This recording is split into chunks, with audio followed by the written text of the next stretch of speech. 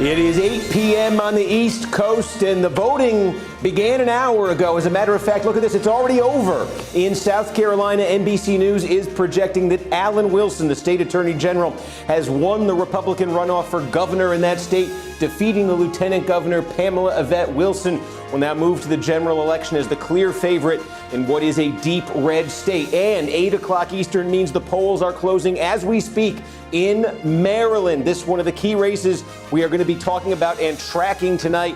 A House race there, a former member of Congress trying to reclaim his seat from the current member of Congress in a Democratic primary. Other key races in Maryland as well we're going to get to. An hour from now, the polls will close in New York.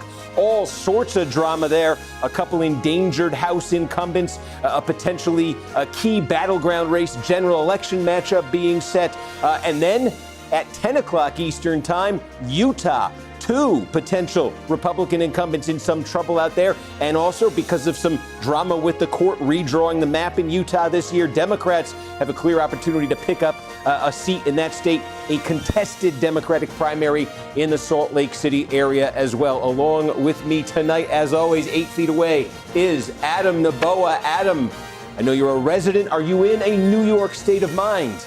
I'm in a New York state of mind. I'm resident of New York 12. We're in New York 12 right now here at Rockefeller Center, and a lot of races tonight in Manhattan. I didn't even bother to look up what congressional district Rockefeller Center is. That's the kind of information that Adam brings to you. So, again, we are already now just waiting for the votes to start coming in here in the 6th district. I want to set up a few things right now at the top. While we don't have votes yet, I'm going to put the county lines up on the screen there. Couple things to keep in mind as the night progresses. If you've watched these, you know how it works. But one of the things that's happening is News Now. That's NBC's streaming news channel. They're in their programming, their normal programming right now. They're going to come to us a couple times throughout the night just for updates on what's going on. And in fact, I think our first hit with them is going to be in just a couple minutes. So you know how that works. When that happens, I'm going to quiet down here for a few seconds. They're going to connect the studio. You'll see the hit. You'll see it as it happens. You'll get to watch the whole thing. And then as soon as it ends, we'll come right back here and pick things up. The other thing to keep in mind here, again, in Maryland, we'll go through these races in a second as we wait for votes to start coming in, is we say that New York, the polls are going to close there in an hour. We're going to spend a little bit of time this hour setting up the key races there before 9 o'clock. That's important because, get this, in the mayoral race last year in New York City in 2025, the polls closed at 9 o'clock, and at 9:01 p.m., they released 40% of the vote. So a lot of these districts in New York that are in play tonight, where there's a lot of suspense, they are in New York City. So if past is prologue, it could take like 60 seconds, and suddenly we could go from having no votes to potentially having some real clarity in those races. So we're going to set the stage for those this hour before that happens. So again, there'll be a News Now hit coming up here in a second. While we wait for that, let's set the stage in Maryland. I mentioned this is probably the marquee race here in this Maryland primary this evening. The incumbent right now, April McLean Delaney, 2 minutes from this News Now hit. She was elected in 2024, so she's a first-term incumbent. She got this seat because David Trone had been the incumbent before that. He gave up the seat in 2024 to run for the United States Senate. He lost the Democratic primary for U.S. Senate, and he is back now trying to win his old seat back. Trone is very wealthy. He has poured $25 million of his own money into this effort. McLean Delaney, she also has wealth, too. Her husband, by the way, to add another twist to this, her husband, John Delaney, represented this district before Trone. You got that? It was John Delaney from 2012 to 2018. It was Trone from 2018 to 2024. And it's been McLean Delaney from 2024 to 2026. And now they're squaring off in a primary. More than $30 million has been spent right here. Again, we're talking about the sort of the outer suburbs of D.C., parts of Montgomery County. Frederick County is going to be the big piece here. Washington County, where Hagerstown is, not many Democratic votes as you go further out. That's the marquee one in Maryland. This is another big one here. The 5th District of Maryland. You're talking about Prince George's County outside Washington, D.C., a little bit of Anne Arundel, Southern Maryland. They don't have many primaries here. This is to replace Steny Hoyer, longest-serving Democrat in the House. We're about to do our hit with News Now, folks.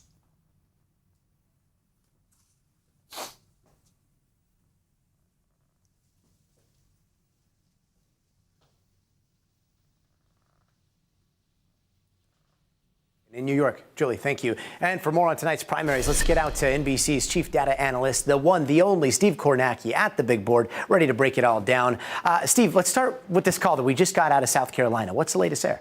Yeah, I mean, so ultimately here in the South Carolina governor's race, we'll call that one up on the screen here. This was a runoff. Remember, there was a crowded Republican primary there, and the two candidates who emerged, just call it right up here, were Alan Wilson, the state attorney general, Pamela Yvette, she's the lieutenant governor, and you can see this is a landslide here. One of the things that happened was they had that crowded primary. Yvette actually finished first, but the other candidates who dropped out really coalesced around Wilson in this runoff period. So he had the momentum, he had taken the lead in the polling that was out there, and then President Trump, who initially had endorsed Pamela Yvette last year for this seat, came aboard and said he was also basically endorsing Wilson too. So essentially a double endorsement from Trump. Now, was Trump sort of looking at the polls saying, hey, I don't want to lose this one? You can get into what his motivation was, but the polling had shown and sort of the activity in this campaign had shown that Wilson had a clear advantage coming into tonight. And certainly, as you can see, as the results came in, it is as overwhelming as all of that made it look ahead of time. The president covering all his bets there, I guess. Polls just closed in Maryland, too, right? How's it looking there? Yeah, so very interesting situation here in Maryland. We're going to be watching this closely tonight. This is a Democratic primary for Congress in the 6th District of Maryland, Western Maryland. What makes this so interesting is this is the incumbent, April McClain Delaney. She was elected in 2024. The candidate, or the congressman that she succeeded, is running against her. This is David Trone. He held the seat from 2018 to 2024. He gave the seat up to run for the United States Senate in 2024. Didn't work out for him. And then he decided he wanted to come back, get his old seat in Congress back. And so he is running in the primary against the woman who replaced him as the congressional representative for this district. And on top of that unique feature, this has been an extremely expensive race. Both of these candidates have wealth. Trone has thrown in about $25 million of his own money. McClain has thrown in, Delaney has thrown in millions here, more than $30 million total for a Democratic primary for the House here. And this is the kind of district where it's a Democratic-leaning district, and Democrats are expecting this is going to be a midterm year is probably going to be a favorable one for them, they think. But this is the kind of district under certain circumstances that could be competitive in the general election. And speaking of expensive races, there's a different type of expensive race that we were just talking about with Julie out in New York. Field is pretty crowded in the 12th, right? What's the latest there? Yeah, expensive race, but you know what, Gotti? They can afford it in the 12th. It's the wealthiest congressional district in the country here. But yeah, it's a very crowded race here. This is to succeed Jerry Nadler, longtime Democratic representative here. You could see a bunch of different names here. But honestly, the most of the suspense right now, I think, has settled around Alex Boris and Michael Asher. They are both state legislators in New York. And you look at where this district is, it's in Midtown Manhattan, and then it is the Upper West Side. That's where Lasher's from. That's what he represents. And it's the Upper East Side. That's what Boris represents in the state legislature. You know, both of those make up the biggest share of the district in terms of population. Lasher comes into this with the endorsement of Nadler, the outgoing congressman. He's got the endorsement of the former mayor, Michael Bloomberg. Boris has really leaned into, as an issue here, concerns about AI, concerns about data centers, regulation of AI. He sort of leaned into that, so it makes it a little bit of an interesting test in this district about the prevalence of that issue. But yes, this we'll see here at 9 o'clock exactly how it splits. But I think Boris and Lasher, seen right now as the two frontrunners going into this. Yeah, it's the battle for Central Park there. Steve Kornacki, thanks so much. We'll be checking back with you in a bit. Meanwhile, there were... All right, folks. So again, if you've seen it before, that's old hat to you, but that's how we do it. And I think we'll have another one next hour. But we're back. Adam, anything in Maryland? We don't want to get off nothing yet here in the 6th. So folks, folks, forgot this part. After our coverage tonight, join me for a live Q&A session where I'll answer your questions. It is exclusive to subscribers. So see this QR code, scan this code. All right, we'll leave it up here on the screen for a second because I know you're getting your phones out, right? And you got to turn them on. The face didn't recognize you. You got to try it again. You got to enter your PIN. Okay, you're in. All right, your camera. Now I'm making sure everybody gets time here. Okay, so you got that's how you can subscribe. Or you know what? You could just go to NBCNews.com or our NBC News app. Subscribe there. Send in your questions, and what's going to happen on there, for subscribers, as soon as we're done tonight. Whenever that is, we're going to transition over and go do the Q&A. I think we're going to do it in a different studio, so there'll probably be like 2 minutes or something in between. But anyway, there you go. That's an opportunity for you later tonight. So don't worry, didn't miss anything. No votes have come in yet here in Maryland's 6th district. And again, elsewhere in Maryland, we were starting to set the stage. Maryland's 5th district here. This is interesting again because Steny Hoyer, who has been in Congress since 1981, won a special election back then, is retiring, and this is the race to succeed him. Now, how about this? 3 candidates. Okay. Oh, no. Keep going. Look at this roster of candidates. When somebody has been in Congress for 45 years and then finally gives the seat up, there's a bottleneck of interest for it. This is about 24 candidates are in this race. So this is going to be really interesting to see as it comes in. That said, this candidate right here, he's a state legislator, a state delegate, Adrian Boafo, is seen as the front runner. Hoyer endorsed him. And a ton of money has come in on behalf of Boafo in this campaign, close to about $10 million. So I think he is seen as the front runner coming into tonight. I'll put the counties up so you can give it a sense of this district here, the county lines in this district. And again, what you're talking about here is about half the vote's going to come out of right here. This is Prince George's County, right outside of D.C. And Boafo represents a district that's based in Prince George's County. Rushern Baker, who is one of his main challengers in this race, used to be the Prince George's County executive, so that is his base as well. Harry Dunn is a former Capitol police officer. Interesting here, he is running with the endorsement of Nancy Pelosi.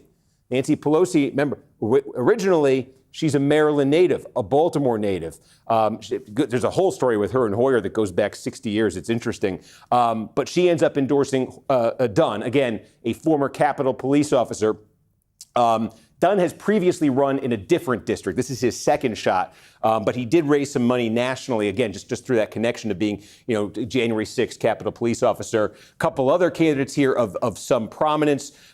Quincy Berebe is from Anne Arundel County, which you're going to see right here. Probably about 20% of the vote, 15% or so of the vote's going to come out of there. Blagay is also from Prince George's County. So most of the candidates here from Prince George's County, about half the vote's going to come out of there. And again, this is a very Democratic district.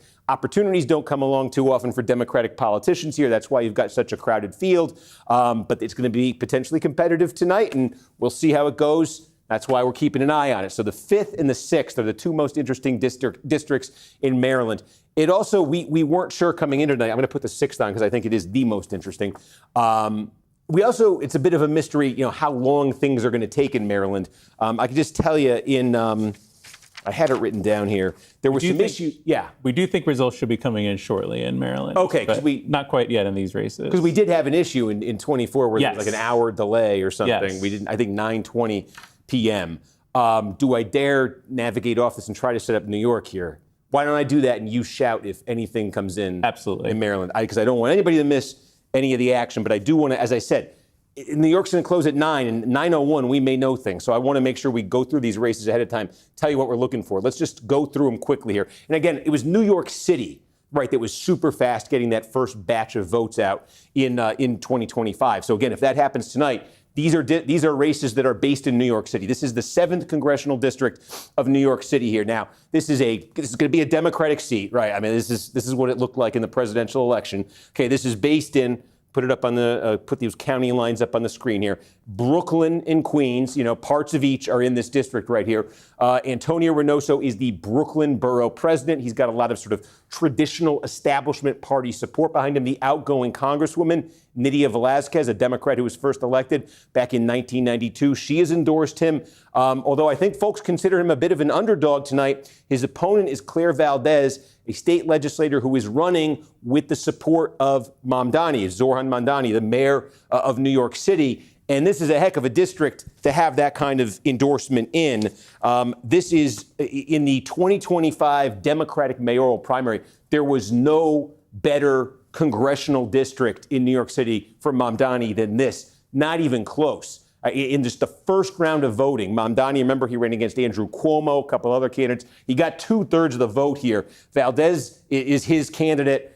Okay, we got Maryland, I think you're Yeah, talking we got our about. first results in Maryland 5. Maryland 5. Let's call them up. That's the marker button. Let's call up Maryland 5. We got them in, let's call that county. Is there a way to make it so the counties are automatically up? Okay, St. Mary's County, okay. We got about, okay, what you're looking at generally is they're going to give you that early vote, that vote by mail in one batch quickly. So about a third of the vote. This is one of the smaller slices of the district. But again, we're outside of the natural base of any of these candidates. Bawafo leading there. Calvert County here, Bawafo leading there. Right, so these are, between the two of these, they're going to be a little bit less than, this is probably between these, I'm sorry, here we go again. If you saw me last week, I made a mess of this. Between they're probably going to account for about 15% of the vote in this race tonight. So these are not the big population places, but they're not nothing. And like I said, when you look at where these candidates are from, so many of these candidates are from right here in Prince George's County. Berebe is from, she's a businesswoman. I'm sorry about this. She's a businesswoman from Anne Arundel County, which is right here. So it is an interesting test because you're getting away from the natural geographic base of each candidate. And there's Bawafo. Again, early vote by mail with the advantage there. There's Bawafo, although it's close. It's close here over Berebe in St. Mary's County. So there's those two in each county, again, getting outside of the sort of natural geographic base of anybody, getting some separation from the rest of the field. So it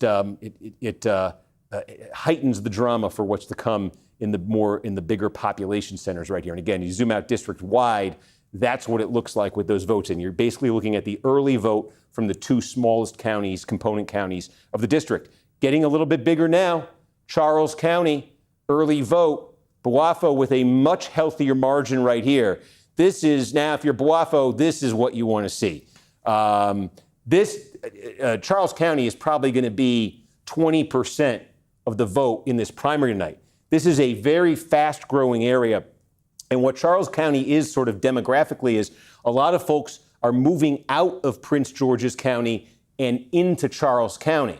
So we say, Bawafo has a base in Prince George's County. Folks who maybe have some familiarity with him, a lot of those folks have become residents of Charles County. And look at that. Bawafo now with a comfortable margin there, at least in the early vote, in a very significant piece of real estate in this district, more than a 13-point advantage for him. So you factor that one in to the mix. Now we've got 10% of all the vote district-wide, and Bawafo has opened up a 10-point advantage over his nearest foe. Again, he's done this without any votes out of Prince George's County yet. Prince George's County, which will account for half the vote tonight, at least, I think. What do you got, Adam? Anne Arundel just popped in. Oh, we got Anne Arundel. Okay. Oh, and if you are Bawafo, those numbers are Bafo. Is that? Sorry. That's bad.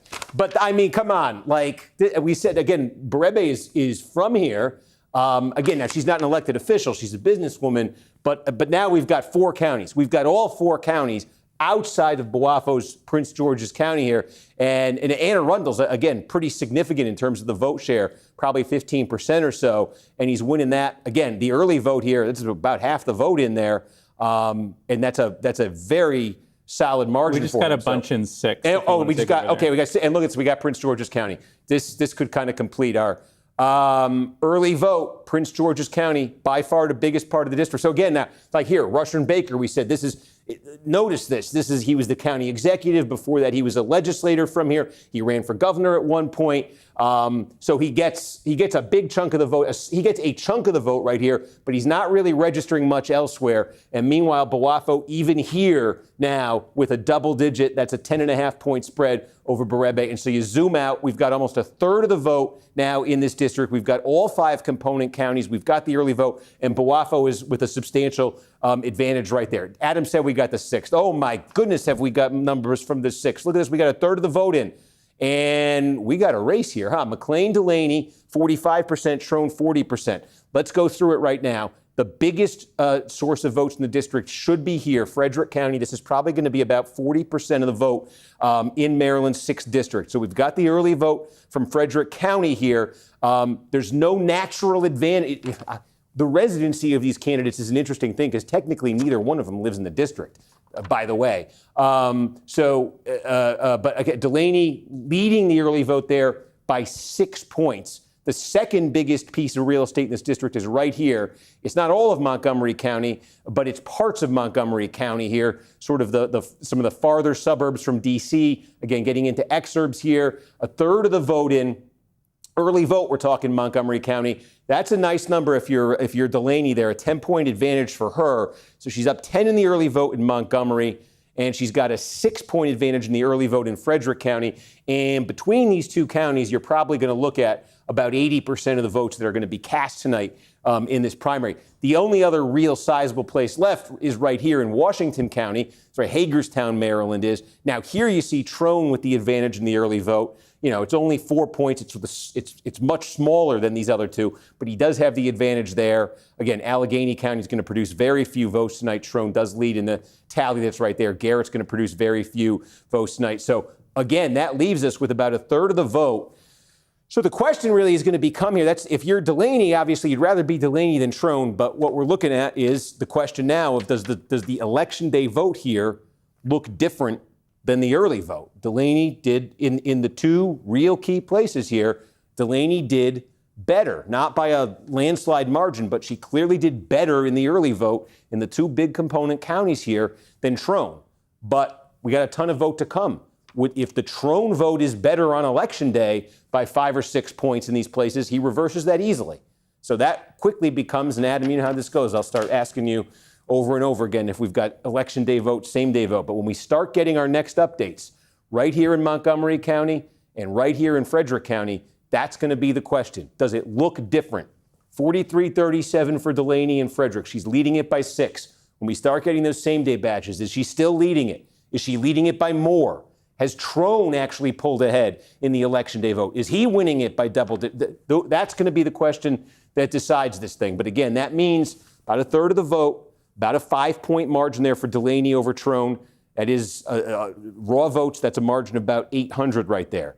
So this is interesting.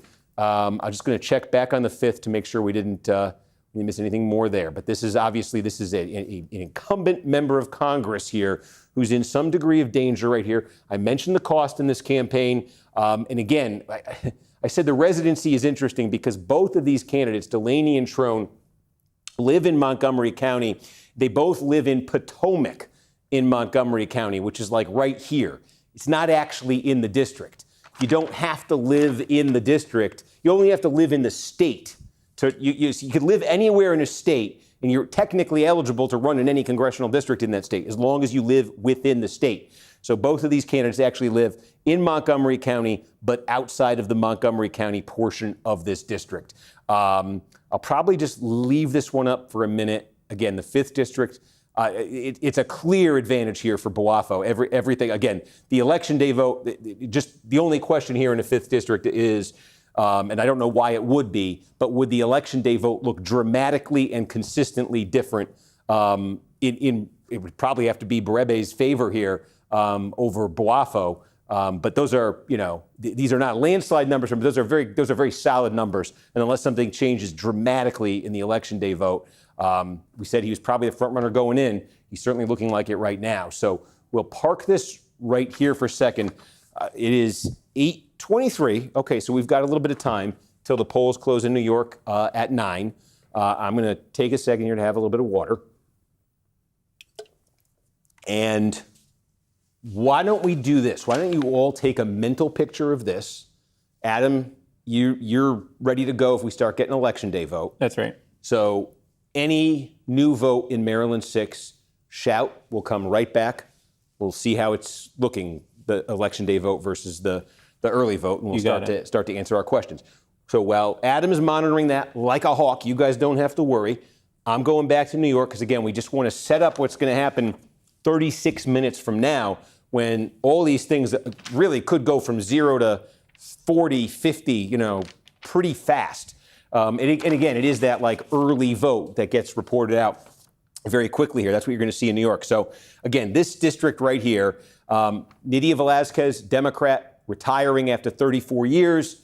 Claire Valdez, this is a candidate affiliated with the Democratic Socialists of America, endorsed by Zoran Mamdani. We have been talking about, sort of the rise of this style of candidate in Democratic politics. There are a couple of tests of that tonight here in New York City. This is one of them. And again, running with that Mamdani backing here, this is the district to be doing it in, because he got 2/3 of the vote in the first round of voting in the Democratic primary for mayor last year. By far, his best area of the city in that mayoral primary.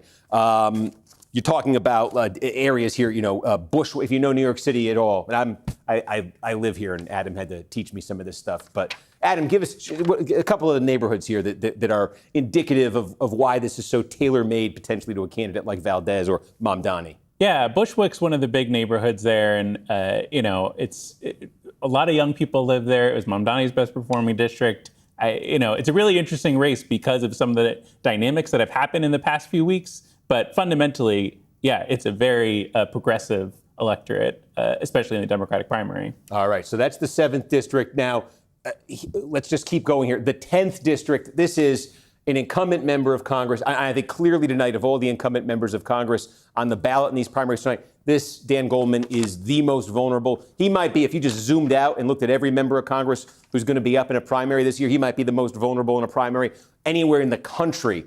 What can we say about the 10th district here? We can say the following. Goldman was elected in 2022. Okay, it was a very wide open Democratic primary in 22, and he got 26% of the vote in that primary. Okay, he ran for re-election in 2024. He had sort of low wattage opposition, I would say, and yet still he only got 2/3 of the vote in the 24 primary. So already there's sort of a question coming into this about, does this guy really have a hold on the base in this district? Along comes Brad Lander, who's a former citywide elected official in New York. He was the city comptroller. He ran for mayor last year in 2025. This was his best district. Lander, in that mayoral primary last year, he finished 3rd, but this was his best congressional district of anywhere in New York City during that primary. He forged an alliance, Lander did in that primary, with Mamdani. Mamdani has sort of held up his end of it by endorsing Lander in this race. This is one of Mamdani's candidates here. So it's a strong district. Mamdani, got 46% in that primary. Cuomo got 23, Lander got 23. That's what it looked like in this district. You're talking about like Park Slope in Brooklyn, super progressive areas here. Then going into the Manhattan side, about 60% in Brooklyn, about 40% here on the Manhattan side of this. Lander has tried to make Israel the issue in this campaign. He's really leaned into, I think, the most, I think you could say, the most sort of left-wing position on Israel. He's sort of staked that out and tried to attack Goldman from that position. I think that seems to be what has had the most traction issues-wise in this primary. There was a poll last month that had Goldman, losing like 2-1. I think better than 2-1. It's a month-old poll. See if anything changed. But coming into tonight, the expectation certainly here is this could be a short night for Goldman and not a good one. But again, expectation. We'll see what happens at 9. 12th district, moving up here. Again, we're in Manhattan. You heard me talk about this a little bit with Gotti. This is Jerry Nadler, long-serving Democrat, elected back in 92. This is his district that he is retiring from. He has endorsed Michael Lasher, who is from the Upper West Side of Manhattan. You're talking like right here. Lasher is a state legislator representing that part of the district. Mike Bloomberg has endorsed Lasher. This district is interesting. Again, we're using Mamdani as a bit of a gauge here from that mayoral campaign last year. Mamdani did, in the primary, relatively speaking, this was not a good district for Mamdani. Andrew Cuomo actually got more votes than Mamdani did in the Democratic primary in this district. It's a very Democratic district, but it's not like a Mamdani-flavored Democratic district. So Lasher running like with the Bloomberg endorsement, that's actually, probably somewhat potent here. Alex Boris, again, he's a state legislator from the Upper East Side. Right, it used to be that the East Side and the West Side had different congressional districts in Manhattan. No longer. This was Nadler was forced into a primary with Carolyn Maloney. Nadler was West Side. Carolyn Maloney was the Upper East Side. They were forced into a primary a couple of years ago. Nadler won that easily. Jack Schlossberg has gotten a lot of attention here with the Kennedy family ties. George Conway sort of rode a social media cable news brand into this race, but the most of the polling, and I think when you talk to folks, has suggested Boris and Lasher here have separated themselves from the field a bit. And on paper, about a third of the vote on the Upper West Side, about a third of the vote on the Upper East Side. Let's move north here. Remember, Adam's keeping an eye on Maryland. We won't miss anything if it happens there. Here is a really interesting test. Adriano Espaillat, he was elected in 2016. Again, this is now, what are you talking about? This is like Harlem here. This is northern Manhattan. Harlem, East Harlem. You'd go up to like Washington Heights, Inwood, and then you'd go over to the Bronx. And not too much of this district is in the Bronx. The bulk of the vote is going to be in the Manhattan part here. But it's an interesting story in this district because I try to make it short. This was once sort of the capital, the political capital of Black America was this district around Harlem. Adam Clayton Powell, if you know that name from the past, back in the 50s and 60s, this was his district. Then Adam Clayton Powell gave way to Charlie Rangel. Charlie Rangel represented this district, a Harlem Democrat, for decades. Well, this used to be a heavily a Black district. Demographically, it became more and more Hispanic. It's now about 50% Hispanic. And as that demographic change played out over the last 20 or so years, Espaillat got ambitious, and he challenged Rangel a couple times. In 2012, in 2014, toward the end of Rangel's career, Rangel was able to hold him off, ultimately retired. At that point, Espaillat was able to get the seat. But it sets up an interesting dynamic in this race because now, 10 years in, Espaillat is being challenged by Daria-Liza Avila Chevalier. She is an activist, a young, again, Democratic Socialists of America. It's a very far left activist endorsed by Zoran Mamdani. This is another Mamdani-backed candidate.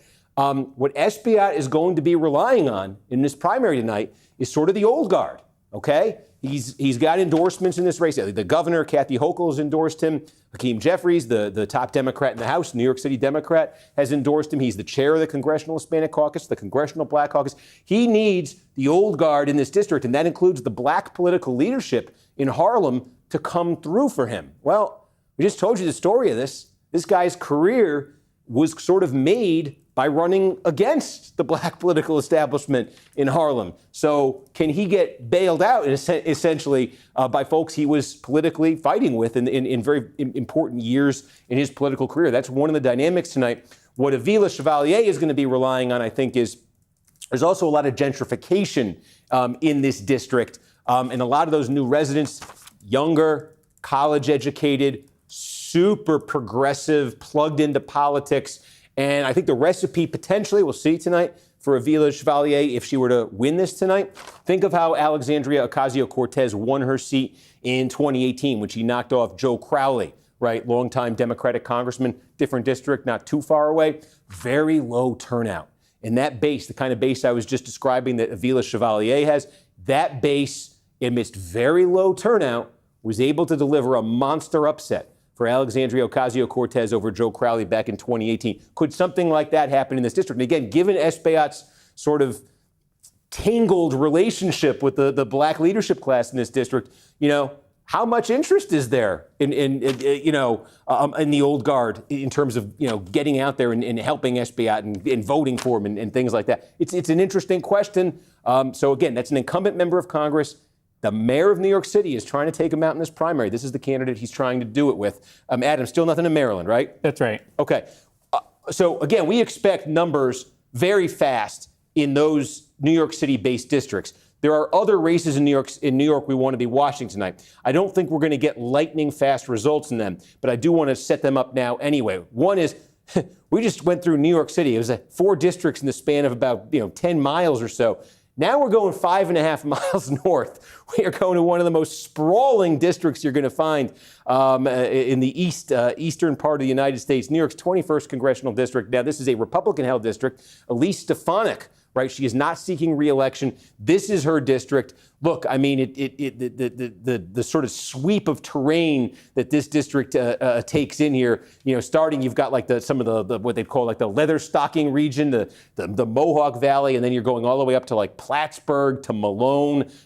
From this point here, you're like 90 minutes to Montreal, right? It's like 90 minutes to Montreal, and then it's like 6 hours to New York City. So this is a New York race, but it's nothing at all like New York City here. This is a totally different world up here. And the dynamic in this race is very interesting because the state Republicans, most of the local Republican machinery, as it were, in this district is behind Robert Smullen. He is a state legislator. He's an assemblyman who represents sort of this area of the district right here. They're behind him. He has a military background, legislative background. He's being opposed by Anthony Constantino, who owns it's like a sticker manufacturing company. Adam, I forgot the name of it. Do you remember it offhand? Sticker Mule. Sticker Mule is the name of it. Constantino, though, has Trump's endorsement. That's why we're talking about him. Donald Trump has endorsed Constantino. So Trump is going sort of opposite of a whole list of Republican big names here,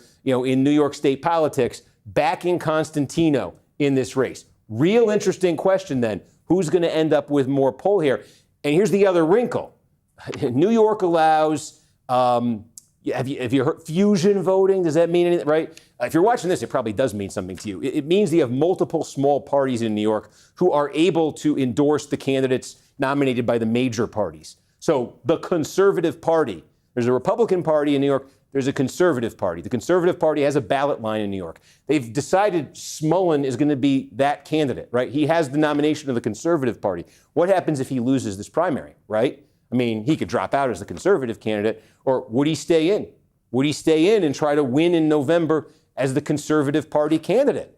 And if that were to happen, if you were to have Constantino, Smullen, would that open the door potentially for the Democrats in this district? Because it is a Trump district, but look, Trump won it 60-40 in 2020, 57-40 in 2024, 57-41. It is a very Trump district here, but split Republican. So that's something to look at, depending on how this result comes out tonight. It's a fascinating dynamics. We'll get into that more as the results come in. Also wanted to show you this, the 17th district here in New York. Mike Lawler is one of the only Republicans. There were 3 Republicans in the House of Representatives who were elected in 2024 in districts that Kamala Harris carried, which means that in 2026, Lawler is at like the very top of the national Republican target list, okay? Mike Lawler's unopposed in his primary. The actions on the Democratic side here, Kate Connolly, a former National Security Council, a national security professional, is seen as the favorite. She's led in the polling coming into this. Beth Davidson is a legislator from Rockland County in this district. There's been some interesting reporting around this race that while Connolly has been leading in the polls, that Lawler wants Davidson to be his candidate, and that perhaps Lawler and Republicans have been, doing some things to try to boost Davidson at the expense of Connolly. So that adds some suspense to this race. Again, whoever emerges here on the Democratic side, this race is going to be a very, very closely contested one this November. Again, for the reason we said, this is what the district looked like, right? Harris 50, Trump 49.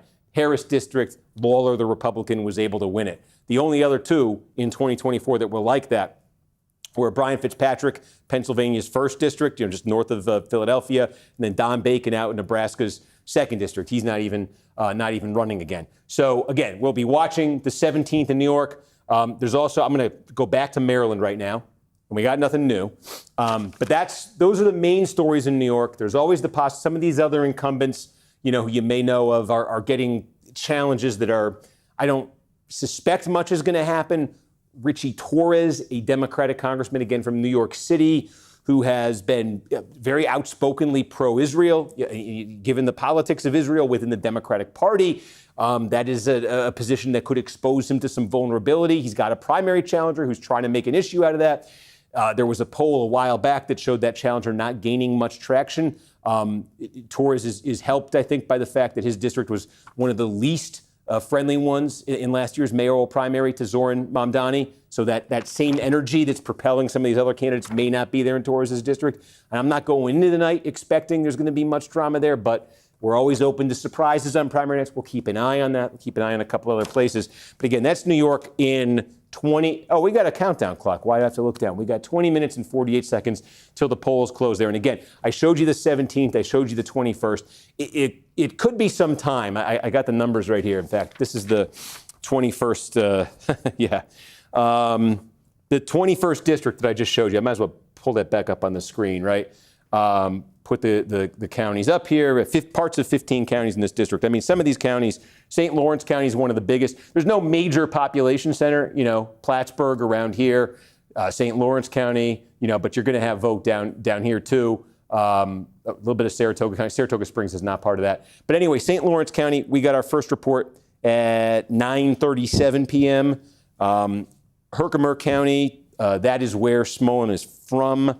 That's part of his district. 9:27, 9:59 in Fulton County. So it could be a bit of a wait in the 21st district, and that is also true in the 17th district. So I want you to know ahead of time, polls close at 9 p.m. I think we're going to get, and I hope I'm not overselling this. Boy, I've been guilty of that before. But I think we're going to get a torrent of vote in New York City. And so all those districts will just kind of live in those while we make sense of what we're seeing. And the other thing to keep in mind there too, because this happened pretty quickly. I've got the numbers on this. I can share with you. Thought I had the numbers on this. We get those first reports in, I'm still until I find the card. Here it is. Okay, right. So, I mean, look, let me go back to Maryland 6 because that's the active race right now, and I don't want to lose sight of that. We got, look, here it is. In Manhattan, borough, New York County, one of the 5 boroughs in New York City, we got 42% of all the vote reported out at 9:01 p.m. in last year. At 9:21 p.m., the next big batch came at 9:21. That took us from 42 to 55%. At 9:28, we went over 60%. By 9:38, we were at 75%. By 9:47, we were at 85%. Meaning, I think we're going to get big batches right away, and I think we're going to get pretty solid, steady batches. That 9 to 10 hour. If we don't get instant clarity, if there's a race, one of those 4 New York City races we're talking about, if we don't get instant clarity in that quick initial batch, I think within the hour, within 45 minutes perhaps, we should know.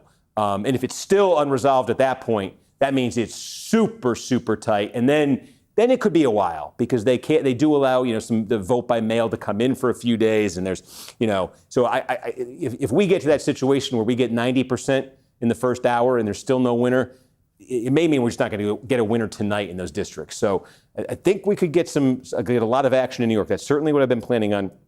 A lot of action there in the 9 o'clock hour. So again, that is about 17, 18 minutes away. In the meantime, to remind you, 6th district, Maryland, we're just waiting for someone to start giving us their election day vote. And we're asking the question of, does the election day vote look different than this? Because that's what it's going to take for Mr. Trone here to make that $25 million investment pay off and to get his seat back. Again, the 2 major population centers here, Montgomery County, right? You're looking at a 10-point edge for Delaney. That's the early vote. She's going to win the early vote by 10 points here. So you start looking at that same day vote. Is Trone winning that? We think this is about a third of the total vote here. It means we think there's a lot of election day vote out here. So Trone, if he's winning, if there's as much election day vote out there as we think there is, and Trone wins that vote by about 5 points, he would essentially undo Delaney's advantage with the early vote. So maybe that's a helpful gauge when we get our first election day batch from Montgomery County. Is Trone winning it? That's a sort of a baseline question. And if he's winning it, is he winning it by 5 points? He probably needs to be winning the election day vote by about 5 here, 5 or more. So maybe set that as sort of the line in a place like Montgomery County when we start getting that. The other big one, of course, as we said, this is Frederick County. And again, we think there's even more election day vote left there. We think more people, relatively speaking, voted early in Montgomery County than did in Frederick County. So we only think about a quarter of the voters in here, meaning that, Trone, again, will need to win the election day vote here, but not by much. Honestly, almost any margin that he's winning the election day. If we get an update and Trone's winning it by 2-3 points, that could certainly put him on pace to overtake Delaney and Frederick. And again, probably a little bit north of 40% of the vote is going to come out of Frederick. Close to 40 is going to come out of Montgomery. You're looking at You're looking at about 80% of the vote. You're looking at about 80% of the vote from these 2 counties. And then the only major significant real population center left would be Washington County, where Hagerstown is. and where Trone actually already did win the early vote again, and remind you what that looked like. He did win the early vote there, probably 6-7% of all the vote in this race is going to come out of Garrett or Allegheny County. This is a district, as we say, take a look. Harris did win this district. She won it by 5 points, okay? Biden won it by 10 in 2020. So this is one Democrats, just given what this year is looking like politically, a midterm election for a Republican incumbent, a president who's in the low 40s at best in his approval rating right now.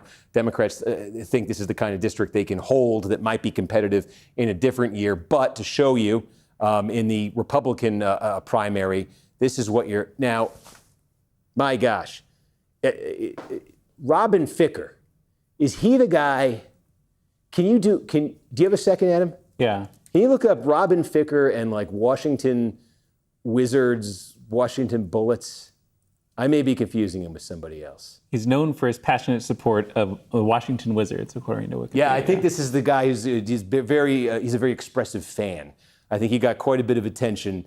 I don't know if he still does that, but he was a very vocal fan that would frequently find his way onto television. so there you go. But again, the Democrats, just given the climate this year, that's what you're, the action really in terms of settling the seat may well be tonight. We'll take a look back over in the 5th district. Nothing has changed there as well, but we set this up earlier. Adrian Boafo, endorsed by Steny Hoyer, who is retiring after 45 years in the House. He is getting, I'm looking at these numbers around the district, Prince George's County, his base of a couple of these candidates, biggest part of the district, double-digit lead there in the early vote for him. Charles County, probably the second biggest piece of real estate. He's got the advantage there. Number 3 would be Anne Arundel. He's got the clear advantage there. Smaller components of the district would be Calvert, would be St. Mary's, but he's also got the advantage there. Look, his worst number is in St. Mary's. St. Mary's is also the smallest part of this district. So if you're going to have a worst number, this is where you'd want to have it. Things are looking like Boafo would want them to. We did just get an update in Calvert, 237 votes. Yeah. Boafo gets 34% of them. So now we're getting election day. So one of the smallest parts of the district, we get 250, you said? Yeah, about 250. So we get in our first look, we'll take what we get. That we're getting our first look at the election day vote in Calvert County. And so far for Boafo, it looks just like the early vote. He got 33 with the early, 34 with that first update. That's all he needs. He's built himself a real pad here. As you can see, a 12-point pad over a very sort of crowded field behind him. All he needs is something that looks reasonably like the early vote, and he's home free. The first update of election day vote we get from Calvert County is just like the early vote for him. So again, that's to replace Steny Hoyer in the district, a very Democratic district. So the drama is there in the Democratic primary. Waiting again on I'm hoping love to get a meaningful election day update here in the next 11 minutes, because at 8:59, I'm going to switch this over to New York for all the reasons that we've been discussing. So I'm hoping that we can get a significant moment here in the next 10 minutes that can really kind of answer the question about this, about where this seat is going. Again, it's a very interesting dynamic. We did see this earlier this year. Folks may know, if you're watching, you remember in Texas, we saw this dynamic of a former member running in a primary against their successor. In Texas, it was in the 33rd district, Colin Allred, right, around in Dallas. Colin Allred, who, like Trone, gave up the seat to run for the United States Senate unsuccessfully. Colin Allred decided to make a comeback bid for his old House seat. Julie Johnson had taken the seat when Allred left it to run for the Senate. And so Allred challenged her in the primary. It went to a runoff, but he won the runoff. And so he is now, and it's an overwhelmingly Democratic district, so Allred is on pace to win his seat back by ousting the incumbent who replaced him. So that is what Trone is trying to pull off here against Delaney. And like I said, if you take it one step further, like I said, Delaney's husband had this seat before Trone did. So you've gone Delaney, Trone, Delaney, two different Delaneys. This goes back to 2012.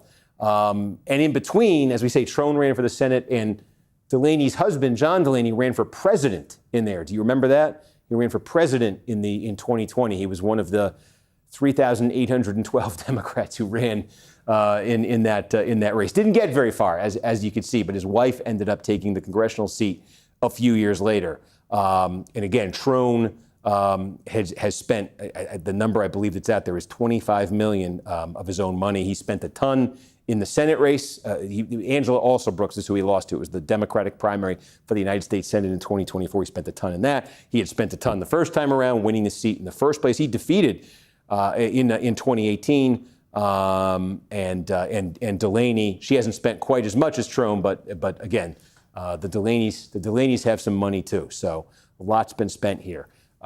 We are inside of 10 minutes, 9 minutes and 18 seconds. The polls closing in New York. There was nothing new that's coming in the 5th, is there? Nothing new in the 5th and the 6th. I am getting excited for the 9 o'clock New York results. What district in New York are you most excited for? Whichever district comes first, but I think aforementioned, because we're in the 12th, because I live in the 12th, I do feel like I've been very, tuned into the dynamics there. I get the mailers from all the candidates. They come to my house, and it's been a lot.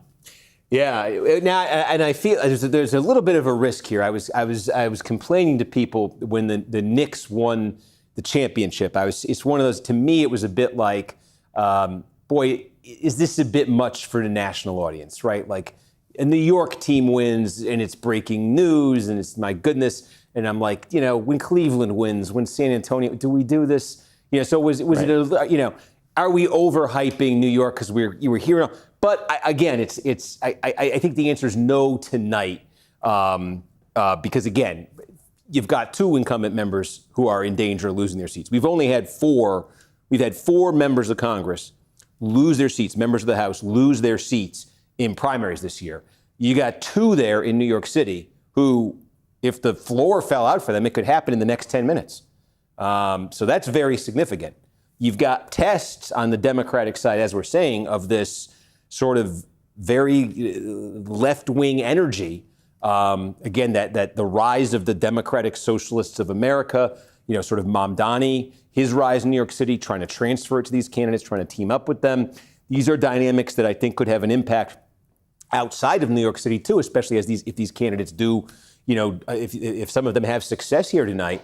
We've been doing these this year. We saw Anna Lilia Mejia in New Jersey, far left candidate, very similar to the folks we're talking about in New York City. She won a congressional seat in New Jersey, in the suburbs of New Jersey. We saw Chris Rabb in Philadelphia won a seat there, DSA candidate. So we've seen this in other places, and they, if you get a bunch of them winning, you start to raise the question, boy, is the national party's identity starting to get, how much is that getting mixed in with this? Well, you bring up the Knicks run too, and I feel like that was one of the prominent features of this campaign, which is Mamdani has been able to capitalize on his, fame and being mayor and all the money they has, and they had prominent ads that ran all during the playoffs with his slate of endorsements, on those broadcasts of the sports games, and a lot of people were watching that. All in New York City was watching that. No, that's right. He had all three of the three candidates we talked about: Lander,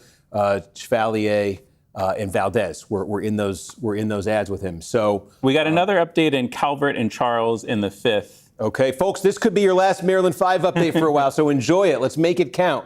You say Anne Arundel? Calvert and Charles. Oh, okay. Charles is big. What did it look like? 400 votes. Boffo gets 28%.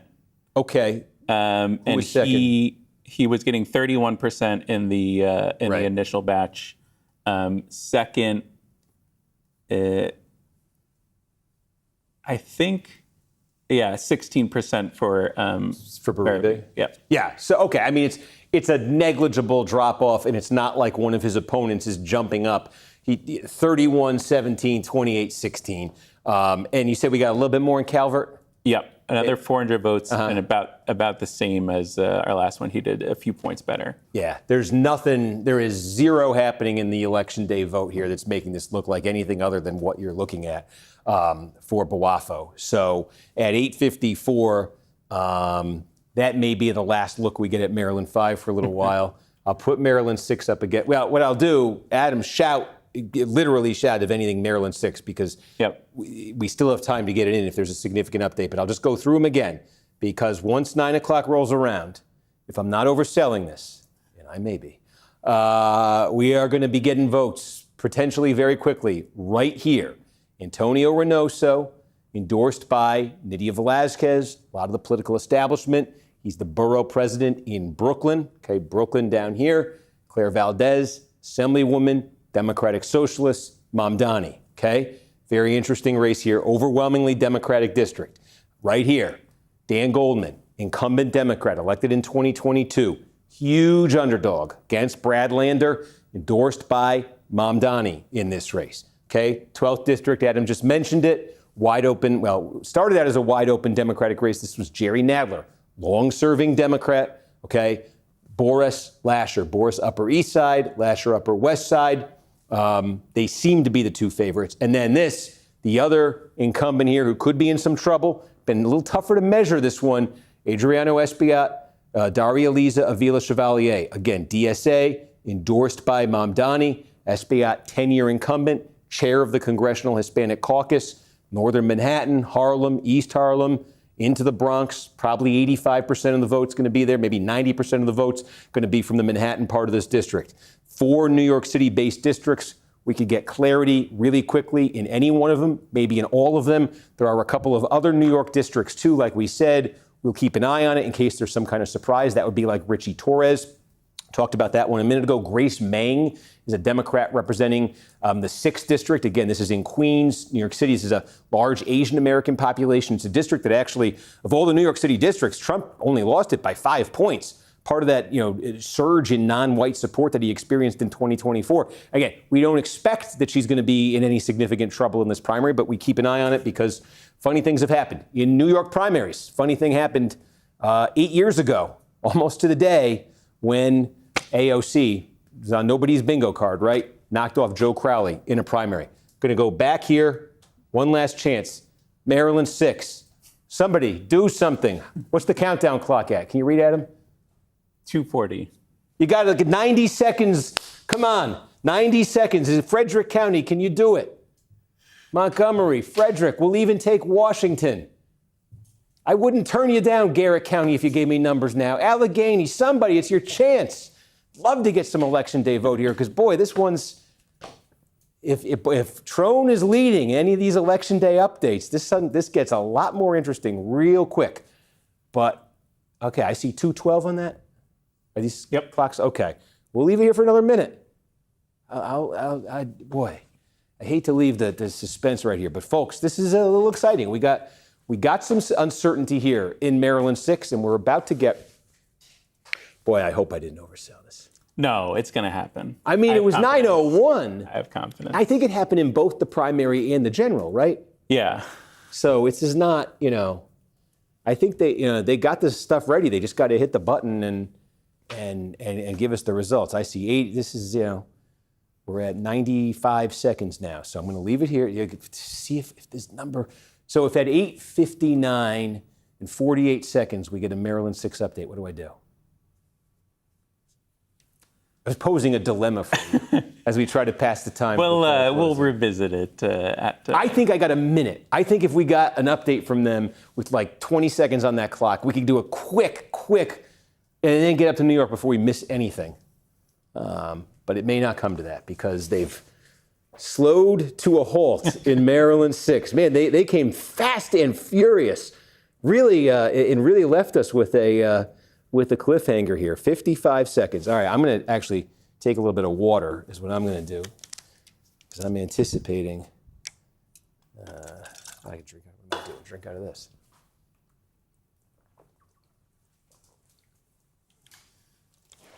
Okay.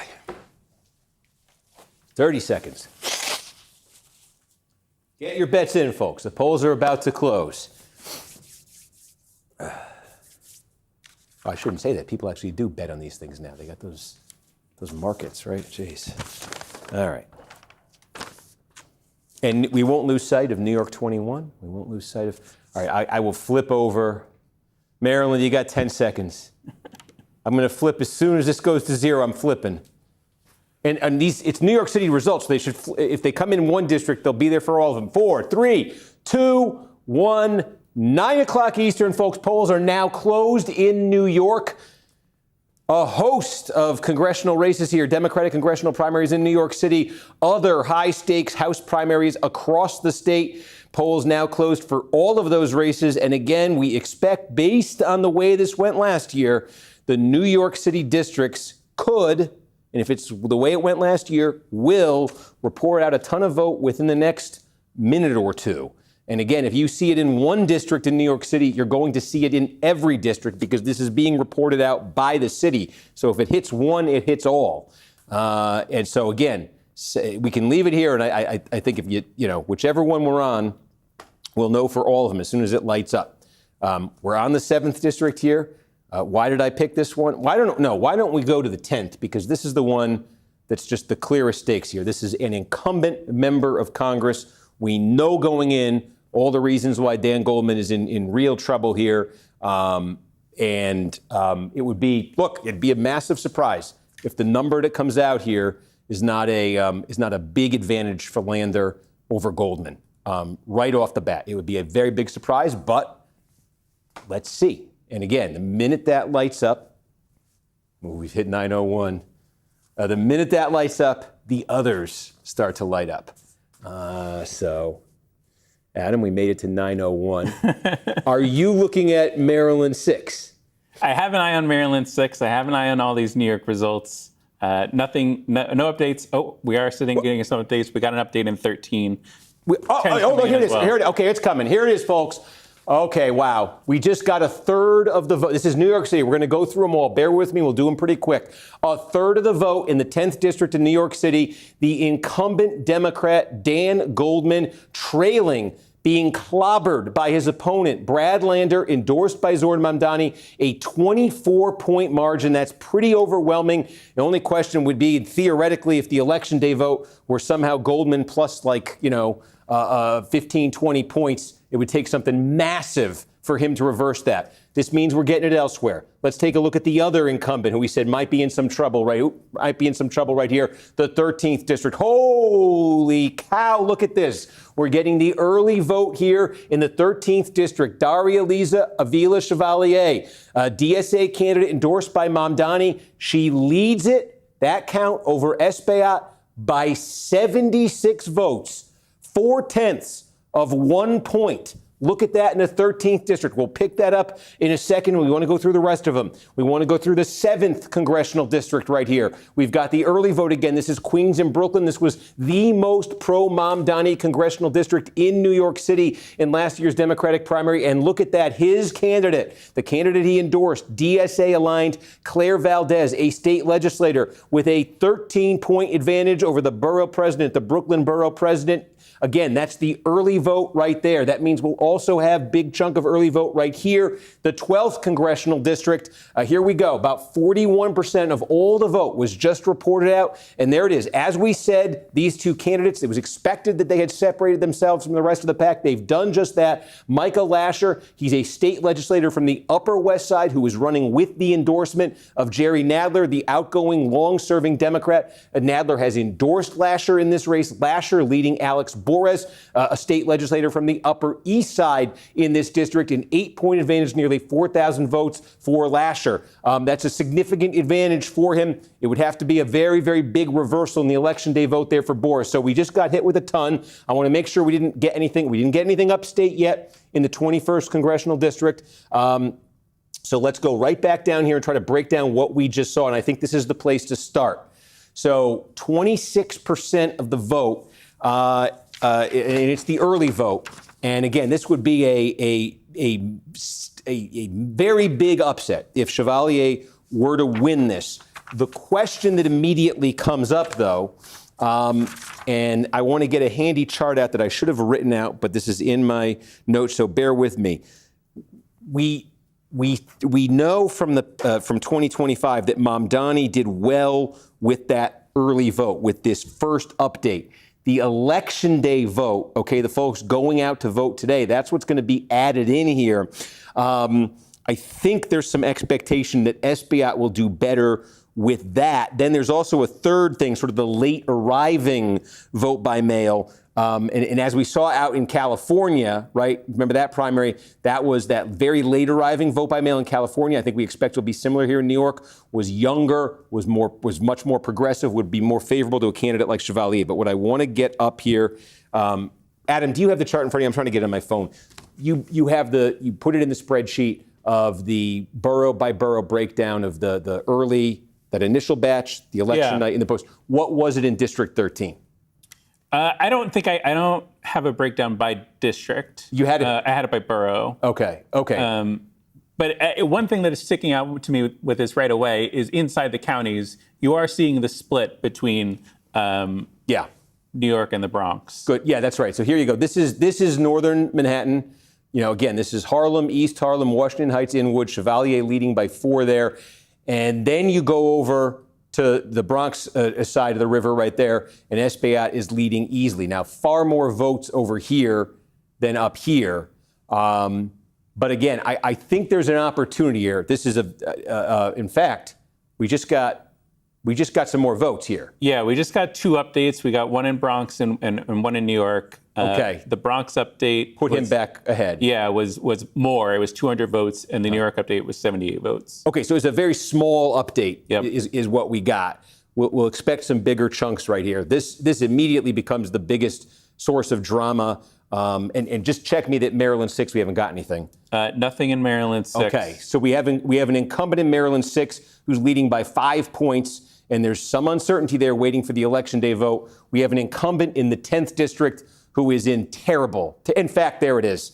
Switched it just in time. NBC News has projected that Brad Lander will defeat incumbent Congressman Dan Goldman in the Democratic primary in New York's 10th congressional district. Lander is the former city comptroller in New York City. He was endorsed by the mayor, Zoran Mamdani, and he has easily defeated Dan Goldman, a 2-term incumbent in the Democratic primary. Goldman becomes the 5th incumbent member of the House this year to lose in a primary. And again, the result is emphatic, overwhelming, and early here. So we have a member of Congress who's gone down in the 10th district. We've got one up here in the 13th congressional district who is in a barn burner right now against, again, a candidate endorsed by Zoran Mamdani running from the left. Up here, and we've got a candidate in Maryland's 6th congressional district. We've got an incumbent Democrat there. We got numbers there? Yeah. We got numbers in the 6th, who's also in some trouble, but let's see if that just got resolved. What happened? We just got votes from Allegheny was the biggest batch. We got 400 votes there. And Trone wins that batch 171 to 141, I think. It's 43-35 Do we have any from Frederick or any from Montgomery? No. Okay. Washington and Garrett just also posted small updates. What was Washington? Washington was Trone barely ekes out that batch as well. It's 44-40. So it's right on the number. Okay, so very limited indications, but especially that Washington number, no different. It needs to be different for Trone, but we're going to withhold judgment until we see something from the 2 biggies here, Frederick or Montgomery. It needs to be different than Trone. He got himself in the game in that early vote, but he's going to need more with the election day vote. That initial small batch here, don't read too much into it, but it's not nothing. Doesn't show him making a shift, but he can. If something's different in Frederick or Montgomery, that could be all he needs. But again, so we've got some suspense for an incumbent down there in Maryland 6, and we've got a ton of suspense for this incumbent, Adriano Espaillat, in the 13th district. Again, the hope here, if you're Espaillat, is that your voters, again, I said, he's relying on sort of the traditional Democratic political infrastructure in this district.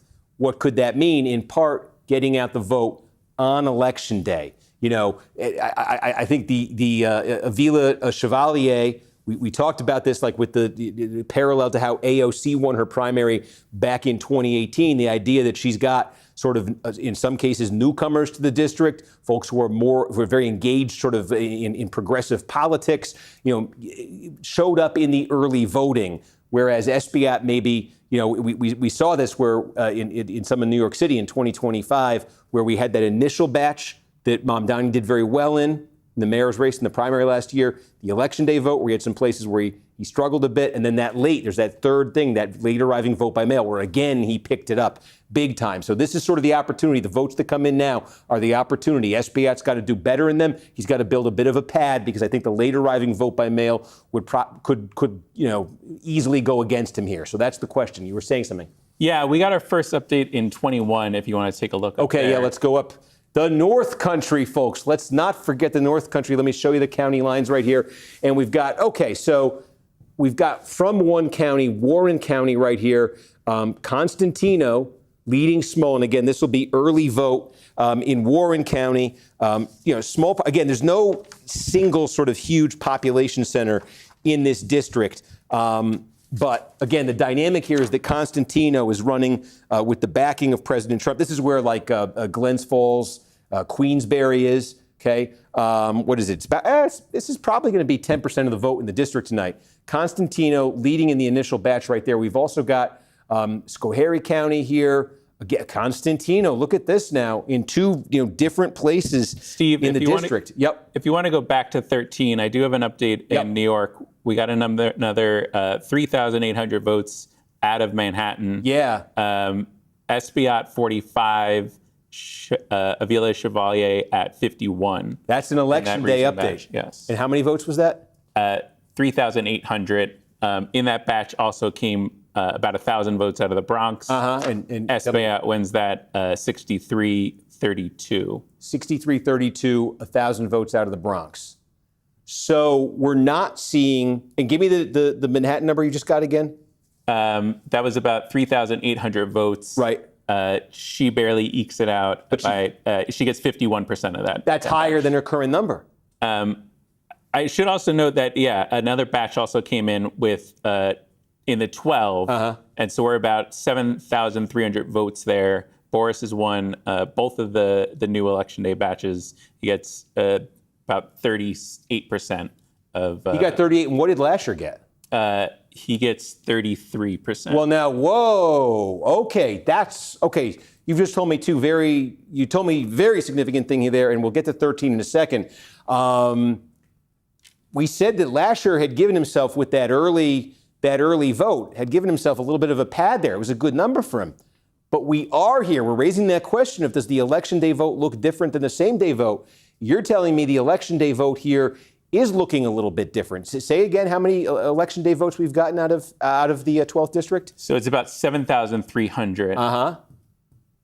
And it broke 38-34 for Boris? About 38-33. What's what is our expected remaining vote in the 12th district? 63,000.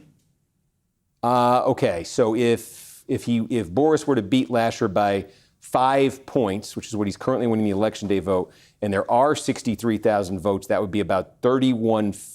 That would not, at this pace, these are big ifs here, but this is just to give you a sense of it. At this pace, he would knock off 3150 of 3540. So Boris is, what he's getting so far, what Adam has just told us from the election day vote here, right now, Boris is getting the kind of number that absolutely puts it makes it plausible that he could catch Lasher. Plausible. That's what we say. We're saying, we keep asking this question in these races. A candidate is behind in that early vote. Do you get some indication that the election day vote's more favorable to him? We are getting indications that the election day vote may be more favorable to Boris than the early vote. If he continues to win the election day vote by 5 points, and there are as many election day votes remaining to be counted in this district as we think, it puts him absolutely in the mix right here. And again, remember, there's that third piece, the late arriving vote by mail. You got more, Adam. What is it? Yeah, well, we also have update at New York 7. We've gotten quite a few updates here in Kings and Queens County. So I just can tick through the most recent one. Queens County, we got 1,400 votes. Valdez gets 62% of that batch. Hold on 1 second. I just want to. Oh wait, shouldn't this be in our? Why don't we have Queens? It should be. numbers? Maybe try clicking out into a different race and clicking back Okay, in. I want to make sure folks see this. There you go. With the counties up. Okay, we're having some glitch here where we're not seeing it. Yeah, so let's stick on the overall results. Yeah, but tell me this for context. Yeah. What is the Queens? You're saying Queens. What was the early vote in Queens, and what is the election day vote? So it was the early vote was Valdez 65%, Reynoso 20% in Queens. So she won it by 45, right? Yep. And then the election day vote's breaking how? 62-23 for Valdez. 39, yeah. So it's a little bit less, but not to the degree Reynoso needs. And got then some in Brooklyn? Yeah, we also got the Brooklyn update. So that was, Reynoso had carried that first batch 50-46. He won it by 4, right? And now she won this first election day vote at 60-36. Oh, she's crushing it in the election day vote. So okay, well those are wow. So if you're Valdez, these are not only did you get a very encouraging number with that early vote right there, you're not slipping. There's no sign of meaningful slip. In fact, there's a sign of new strength for her. I think what Adam just read just went in. You just saw Valdez's number shoot up right there. Yeah, if you're Valdez, you are feeling fantastic about the world right now because again, you did great in the early vote, but you're also improving in the election day vote. You're not slipping. Up here, we've got more up here. Yeah, we did get another update up there. Yeah, okay. Yes, so we got New York, which is Manhattan. Yep. So 6,300 votes in this district. Looks like it was good for her. Yeah, she wins 52-43 in that most recent in the Manhattan vote. Wow. And we get any more Bronx? There was a little bit more Bronx. There was about 1,100. SBI wins at 60-33. Wow. He is not. Wow. Folks, yeah. I should also note that also updated New York 12 with 14,000 votes. Lasher ekes out that one 37-37, and he wins by about 50 votes in that batch. We got 14,000 new votes. Yes. So we had 7,000 election day before. We've now added 14,000 new, and Lasher, it was a tie, essentially. Yeah, basically. That's very good news for Lasher because no longer is Boris hitting the number he needs, hitting the clip that he needs with that election day vote. That's a very good update if you're Michael Lasher. But I want to go to the 13th because wow, this is a couple things that we're seeing right now, and I think you're watching. You're probably having these same thoughts. What we just saw in the 7th congressional district with Claire Valdez, the left-wing DSA Mamdani candidate, improving, okay, in the election day vote on what she did in the early vote, okay? Valdez is in great shape there in the 7th district, but I wasn't necessarily sure that in the election day vote that she would make the kind of jump that Adam just told us she's making with that election day vote.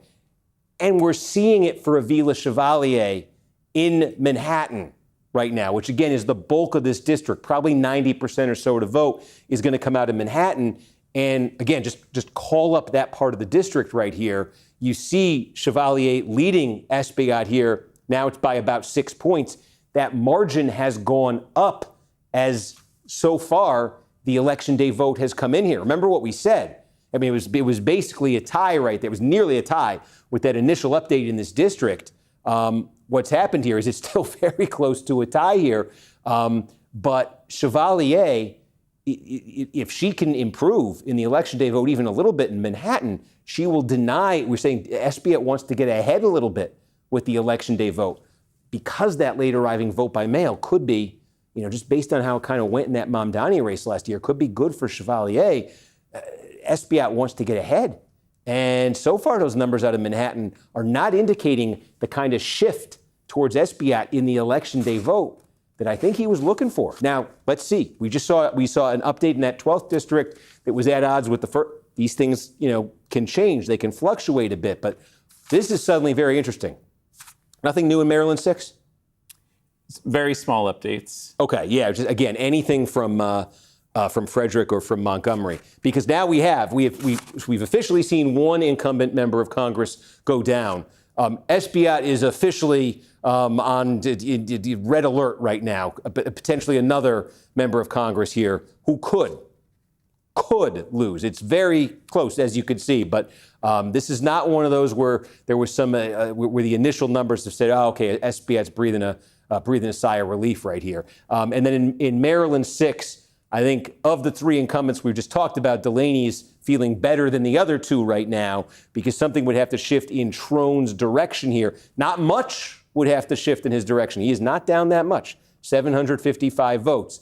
But again, what we are waiting on here is a same-day update from Frederick or a same-day update from Montgomery, because I think that's going to shed a lot of light on the situation there. Going back to New York here, the votes keep trickling in the 7th district. You can see, remember what we said, you get that big initial batch, and then we get these steady incremental updates of Election Day vote. We're up to nearly half the vote here. Valdez with a very comfortable margin right here. This is looking like one, certainly, if you're a part of that movement, if you're Mamdani, who's invested political capital in these races, you are liking what you're seeing right there. Again, we took you through to 10th, just to remind you, an incumbent member of Congress has been defeated there, resoundingly, not even close. 12th district, looks like, okay, Adam, it looks like we just got another update there, a sizable one, because I see now 2/3 of the vote has come in. Yes, that's exactly right. We got about 6,800 votes there. Pulling it up here, Lasher gets 39% of it. Boris gets 36%. Wow. Okay, so the thinking is shifted. As I say, it fluctuates. We got an initial readout of the Election Day vote that was good for Boris. It's gone back. The pendulum has swung back in a big way towards Lasher. It also gives us an update in the 13th. What do we got? It's about 7,000 votes. I can already see it helps the Chevalier. From New York? She gets 5244 out of the, Manhattan. She got 5244 in that update. Yes. Okay. Anything in the Bronx there? Yeah, 700 new votes. He gets 60, and she gets 32. Okay. So, I mean, these things are, she's winning updates. She's getting about 52 in these updates. So that number could come up a little, not huge here, but she's not losing ground. And you continue to see Esbiat. We're at about, just seeing the, 52%, 56%. So the lead for Chevalier now moves up to, that's over a point. It's just under 500 votes. That's over a point, 1.2 points there district-wide. And again, could you, I know you're balancing a bunch of things there, Adam, but you had that, I think this would be important for people, the post-election night numbers from 2025 from Manhattan and the Bronx. Yeah. I think this comes into play here because remember, folks, remember what we saw in California and really in Los Angeles a couple of weeks ago, right, in that LA mayor's race where it was that late arriving vote by mail. We just put a call in as well in New York 7. Yeah, okay. Not a shock. You saw it come in. Look, the margin keeps going up, but NBC News now officially declaring that Claire Valdez, a DSA-affiliated state legislator endorsed by the mayor, Zoran Mamdani, has defeated Antonio Reynoso, the Brooklyn borough president, who had been endorsed by the outgoing Congresswoman Nydia Velázquez. Again, this is a very clear victory for Valdez over Reynoso. The context here, she was doing this in a district that had voted overwhelmingly, more overwhelmingly than any other congressional district in New York City for Mamdani in last year's primary. And so a candidate very much in alignment with him ideologically, and endorsed by him, is going to win this easily. So again, we've talked about these DSA-affiliated candidates here who've been sort of coming up in some of these Democratic primaries, a lot of them in sort of metropolitan urban areas. Here's another win for that faction in the party. Claire Valdez, 7th District of New York. So we've got two winners now declared in these races. Claire Valdez in the 7th, and then you've got Brad Lander, again, overwhelmingly over Dan Goldman in the 10th. I want to go upstate to see. I don't want to leave out the North Country. I love the North Country. Here we go. About a sixth of the vote in, and wow, I mean, this is okay. Fulton County, you're getting into, Smollen's base right here, and he's winning there. But look geographically. Again, this is such a wide district. Oneida, right? Lewis Small, Franklin, okay, Malone, New York is here. Clinton County, this is where Plattsburgh is. Okay, you can go down, we said Warren County, Washington County. I mean, these are, Constantino. just this is sort of Smollen's area right here. This is sort of the area that he represents in the state legislature. He's got a lead there, but everywhere else you're seeing that Constantino color. President Trump's endorsed candidate here, opening up a very clear and geographically expansive lead here over Smollen in this vote count. This was a real interesting test. This is a real interesting test because, again, Smollen was endorsed sort of up and down by the local and sort of New York political leadership in this district. Again, it has a sort of conventional background here, military veteran, state legislator. The congressional seat opens up, you get the party's endorsement, you go for it. But Trump came in here and endorsed Constantino. Constantino is a former boxer. He owns that sticker company. He made some news putting up Trump mentioned this in a tweet endorsing him, putting up a giant Trump sign.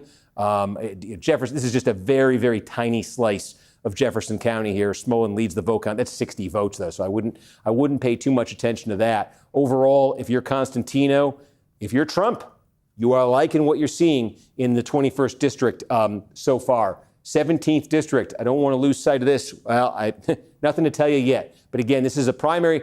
Whoever wins this, you're going to hear that name an awful lot between now and November because this is a seat that Democrats are targeting like crazy this November. One of the Lawler, Republican incumbent, one of the only 3 Republicans in the House elected in 2024 at the same time that Kamala Harris carried the district. This is a Harris +1 district here. Kate Connolly came in the favorite. Davidson, some indications that Lawler would prefer to face her. Go back to the 13th. Oh, my goodness, we just got a ton. Tell me about it, Adam. So in New York, we just got 6,700 votes. Yep. Chevalier gets 50%. Espaillat gets 46% of that most recent batch. Okay. In the Bronx, we got 600 votes, 58-37 for Espaillat. We also have an update in New York 12. We got another 10,000 votes there.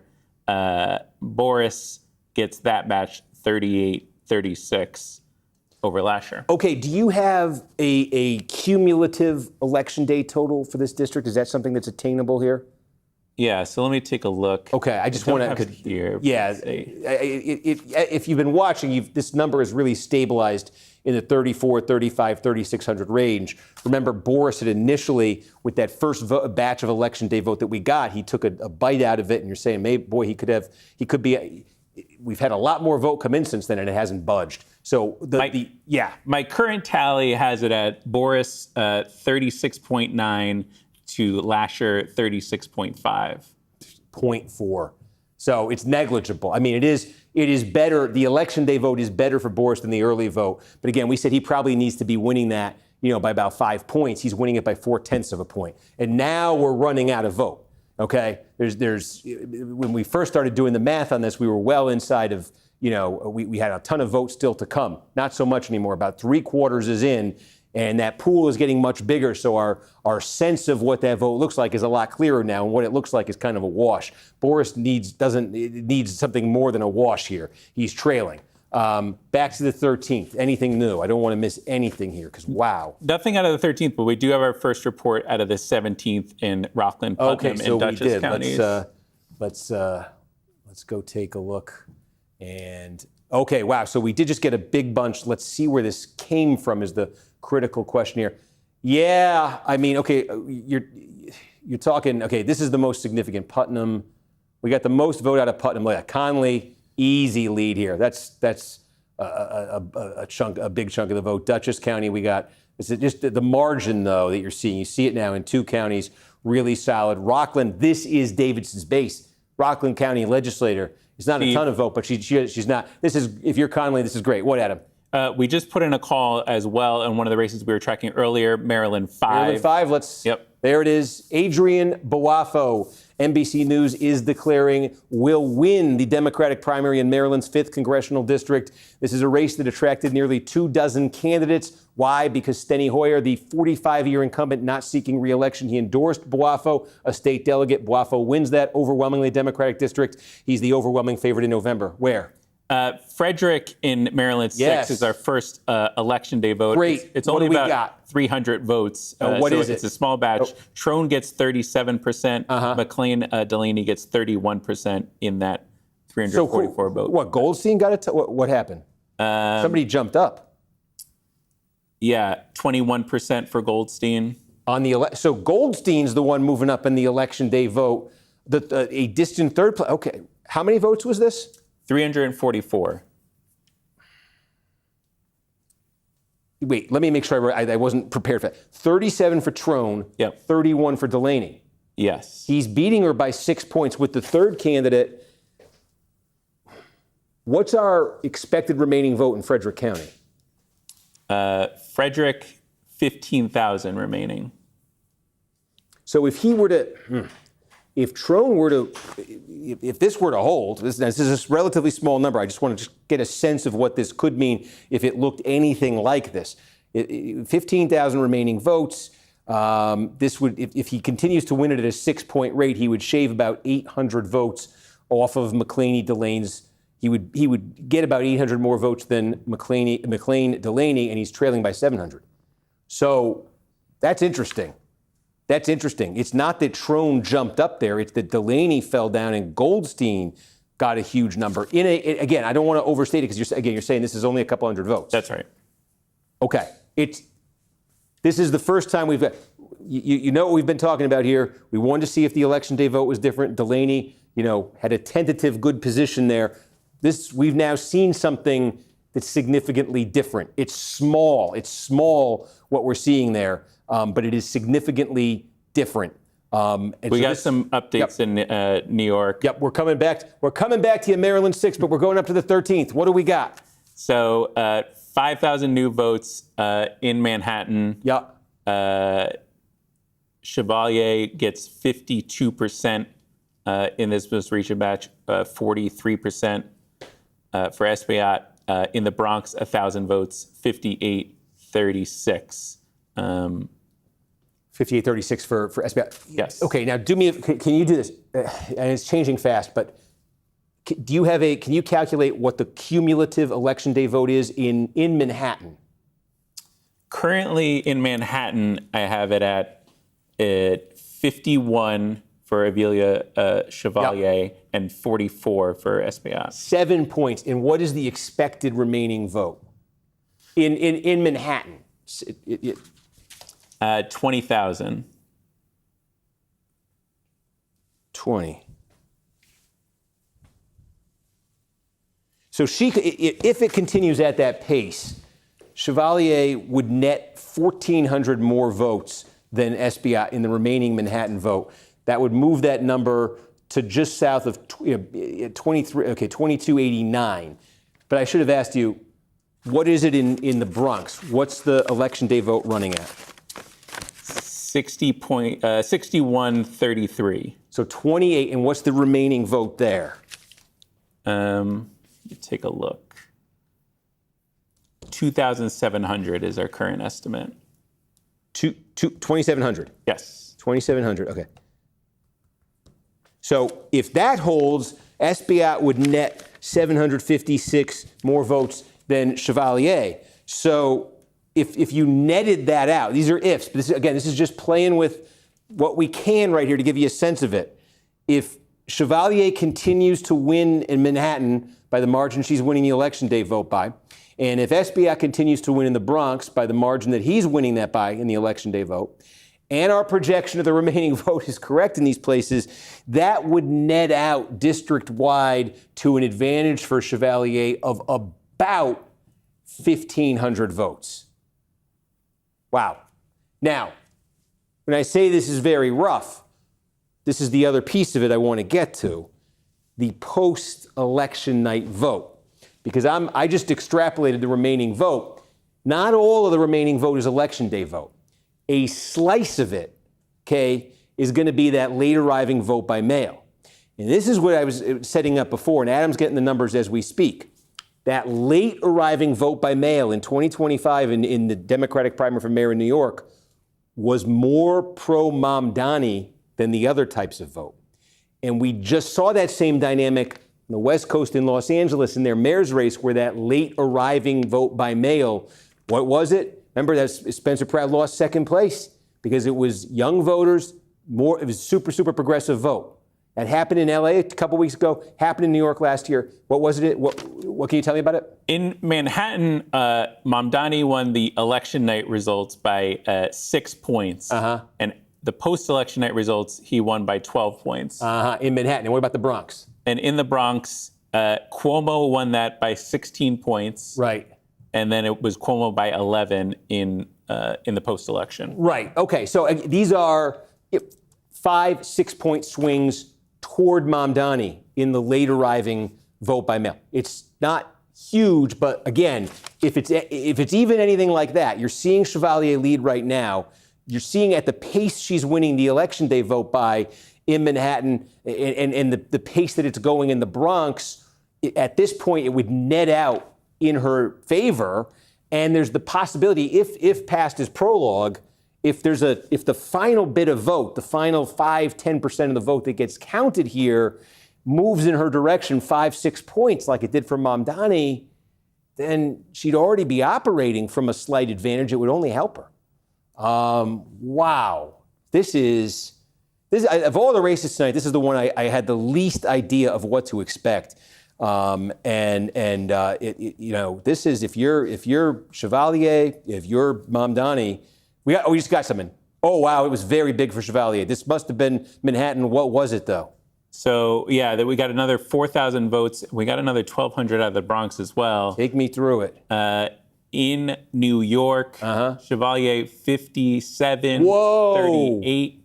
To 38? Mm-hmm. Holy cow. Okay.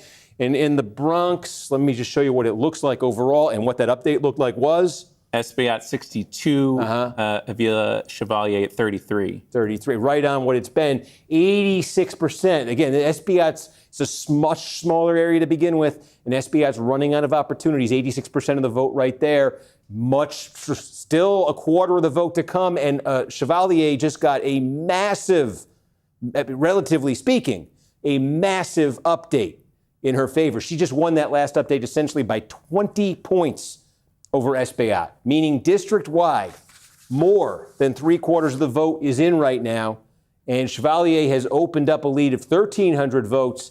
That's more than just over 2 points ahead of Espaillat in the district-wide tally. And again, the math that we just ran through in the last 5 minutes, extrapolating out the election day vote, where we said it would at that current pace net out to 1,500 votes for Chevalier, the math just changed with that update, because that update just improved the overall number for Chevalier with the election day vote. She's now winning it at a bigger pace than she was with our last update. So these, I tell you, it's tight, but pretty much every update that we've been seeing here, I think is the kind that if you're Chevalier, you'd rather see than Espaillat. We also have about 10,000 new votes out of the 12th since we last looked at it.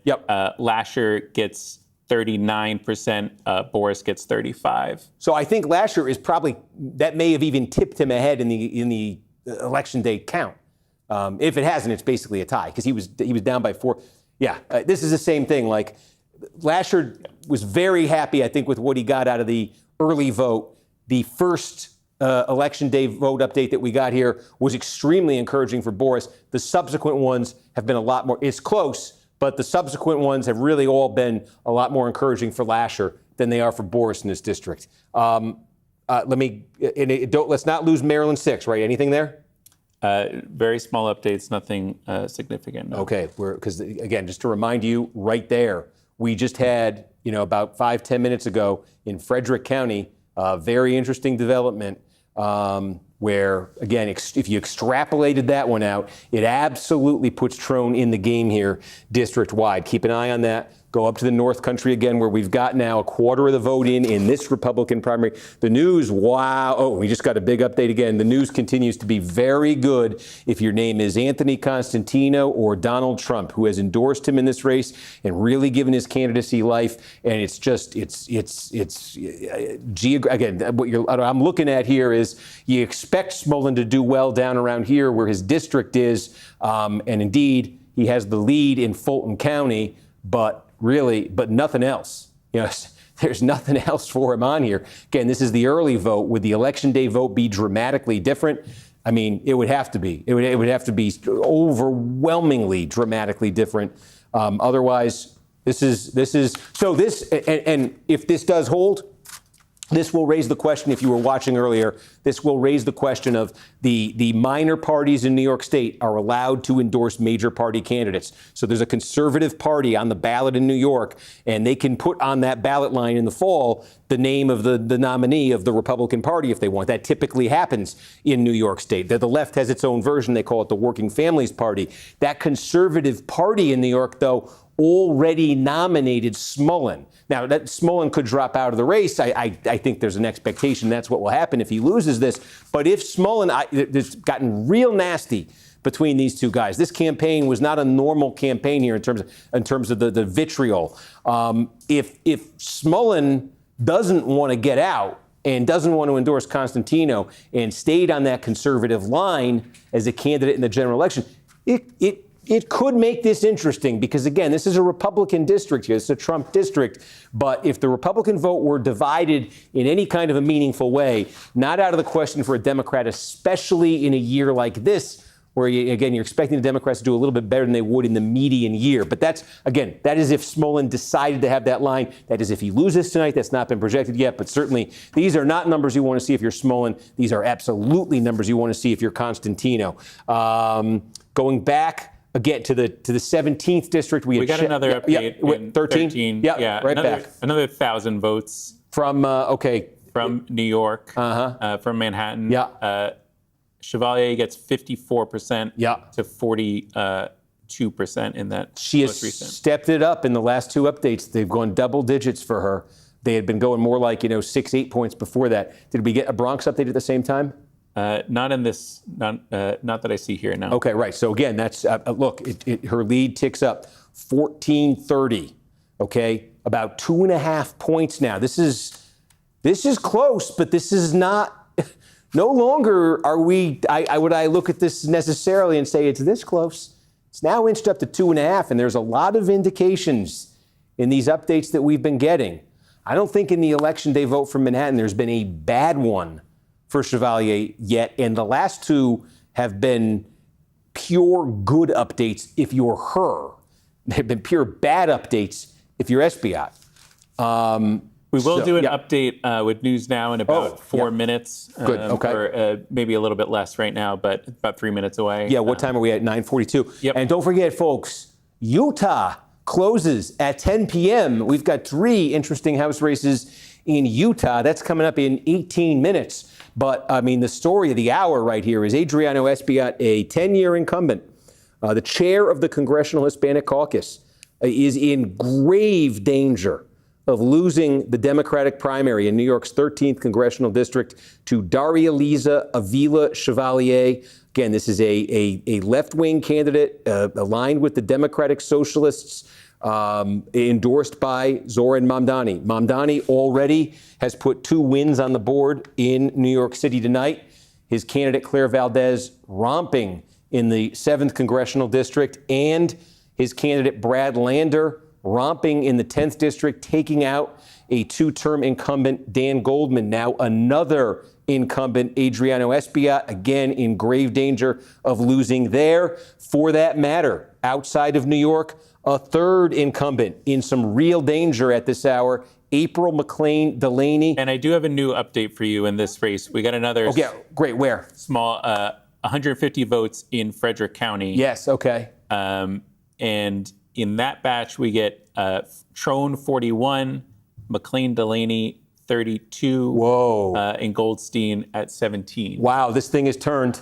This race is turned, folks. We said the election day vote in one of the 2 money counties would have to be different than the same day. So far now, in the biggest, Frederick's the biggest. We think more votes are coming here than anywhere else. It's turned down to 687. What's the cumulative election day vote there? Do we know it? And folks, I'm going to do a News Now update in about 90 seconds. So you're watching earlier, you know how it goes. You'll watch the whole hit. We'll go through some of the stuff I've already been talking about, but we will come right back because, wow, we've got We came into tonight, 4 House incumbents had lost in primaries this entire year. One went down at like 9:05 p.m. A second is in real danger up in northern Manhattan and the Bronx. And a third now could be in big trouble here. What is it in Frederick, Adam? The same day vote? Just in Frederick? Yeah, well, that's where we got the most. Yeah, so it's 38, 32, 19 or 20. So it's a 6-point margin for Trone. How many votes are we talking? 500. 500. Okay. It's 500. So that trend, we need more votes to validate that trend. It raises the possibility. It raises again, we've seen now in 2 updates something different than the early. We're coming right to this hit, folks. So bear with me. Again, you'll hear some stuff you've been hearing. We'll update everybody. If anything changes on the scoreboard, you'll see it happen, and we'll come right back. You're not going to miss anything. They're going to come to me, so I'm going to take a sip of water here while I wait for this.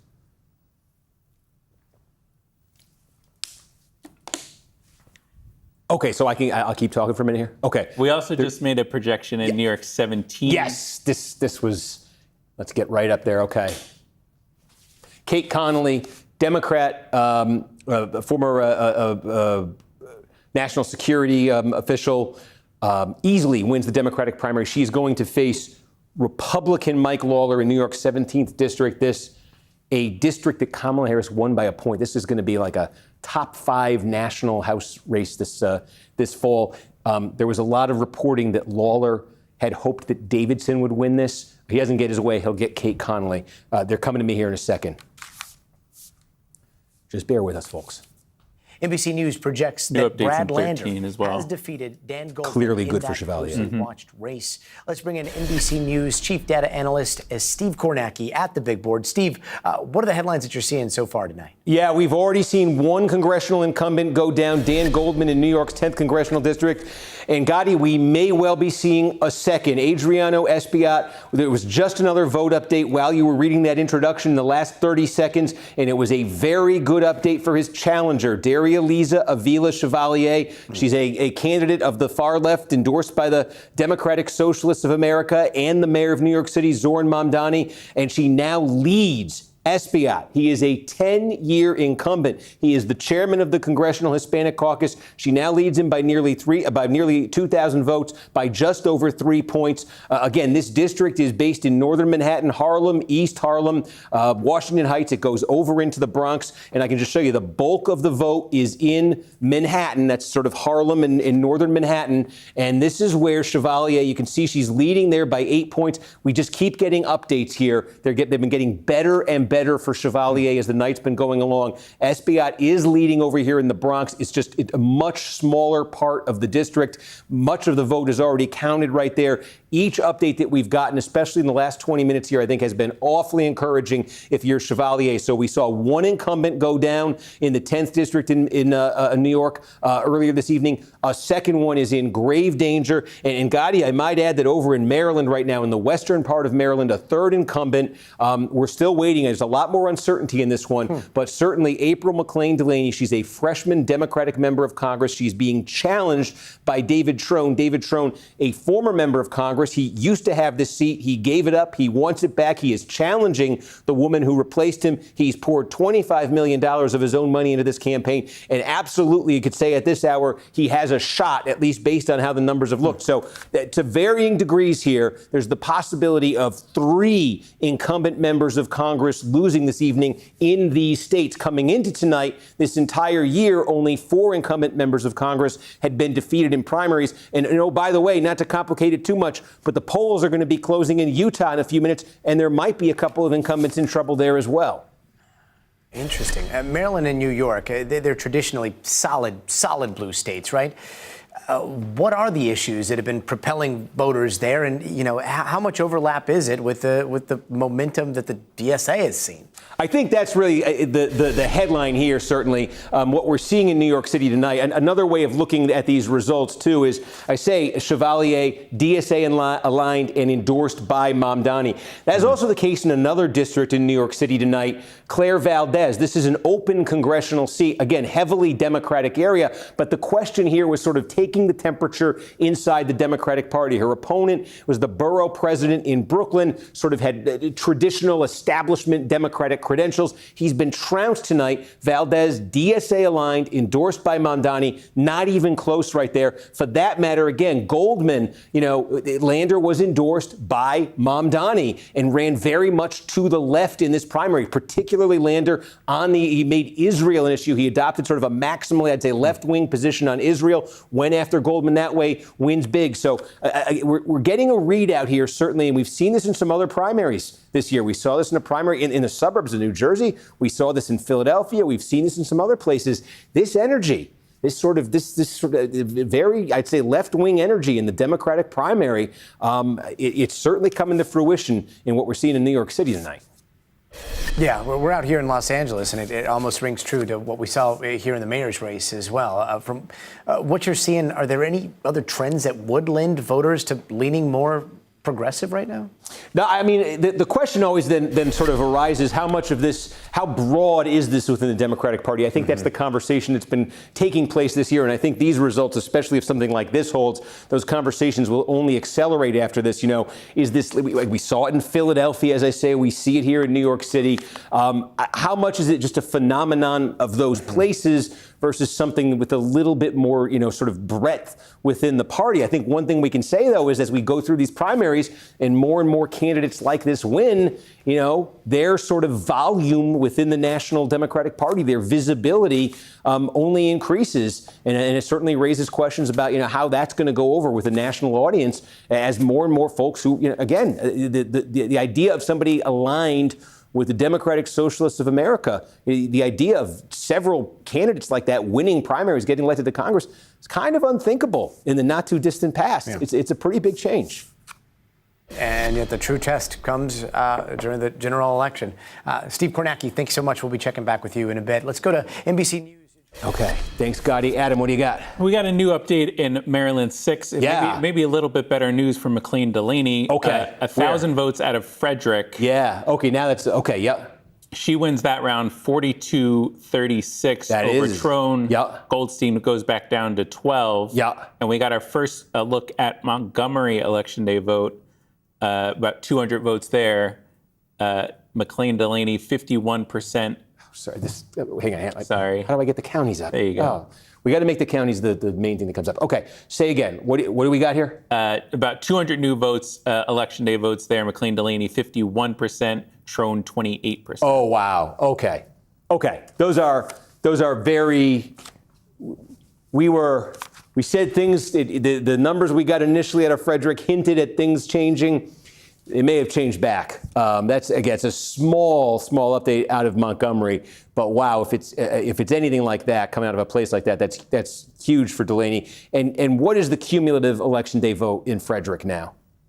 In Frederick, we're at 39 McLean Delaney, 37 Trone. So she's now, that was, okay, the initial updates that we had two much smaller updates. We've added a bigger one in, and look at that. Delaney now back ahead of Trone right here. So that changes, this thing, the temperature on this one just changed. Delaney, I think, going a little bit more, not over yet, but that's a very positive development if you're her. What do you got? Heading back up to New York 12 in Manhattan, We've gotten a few consecutive updates out of here, and last year has been every one of them. I've been looking at the neighborhoods, and we set this one up as the Upper East Side versus the Upper West Side.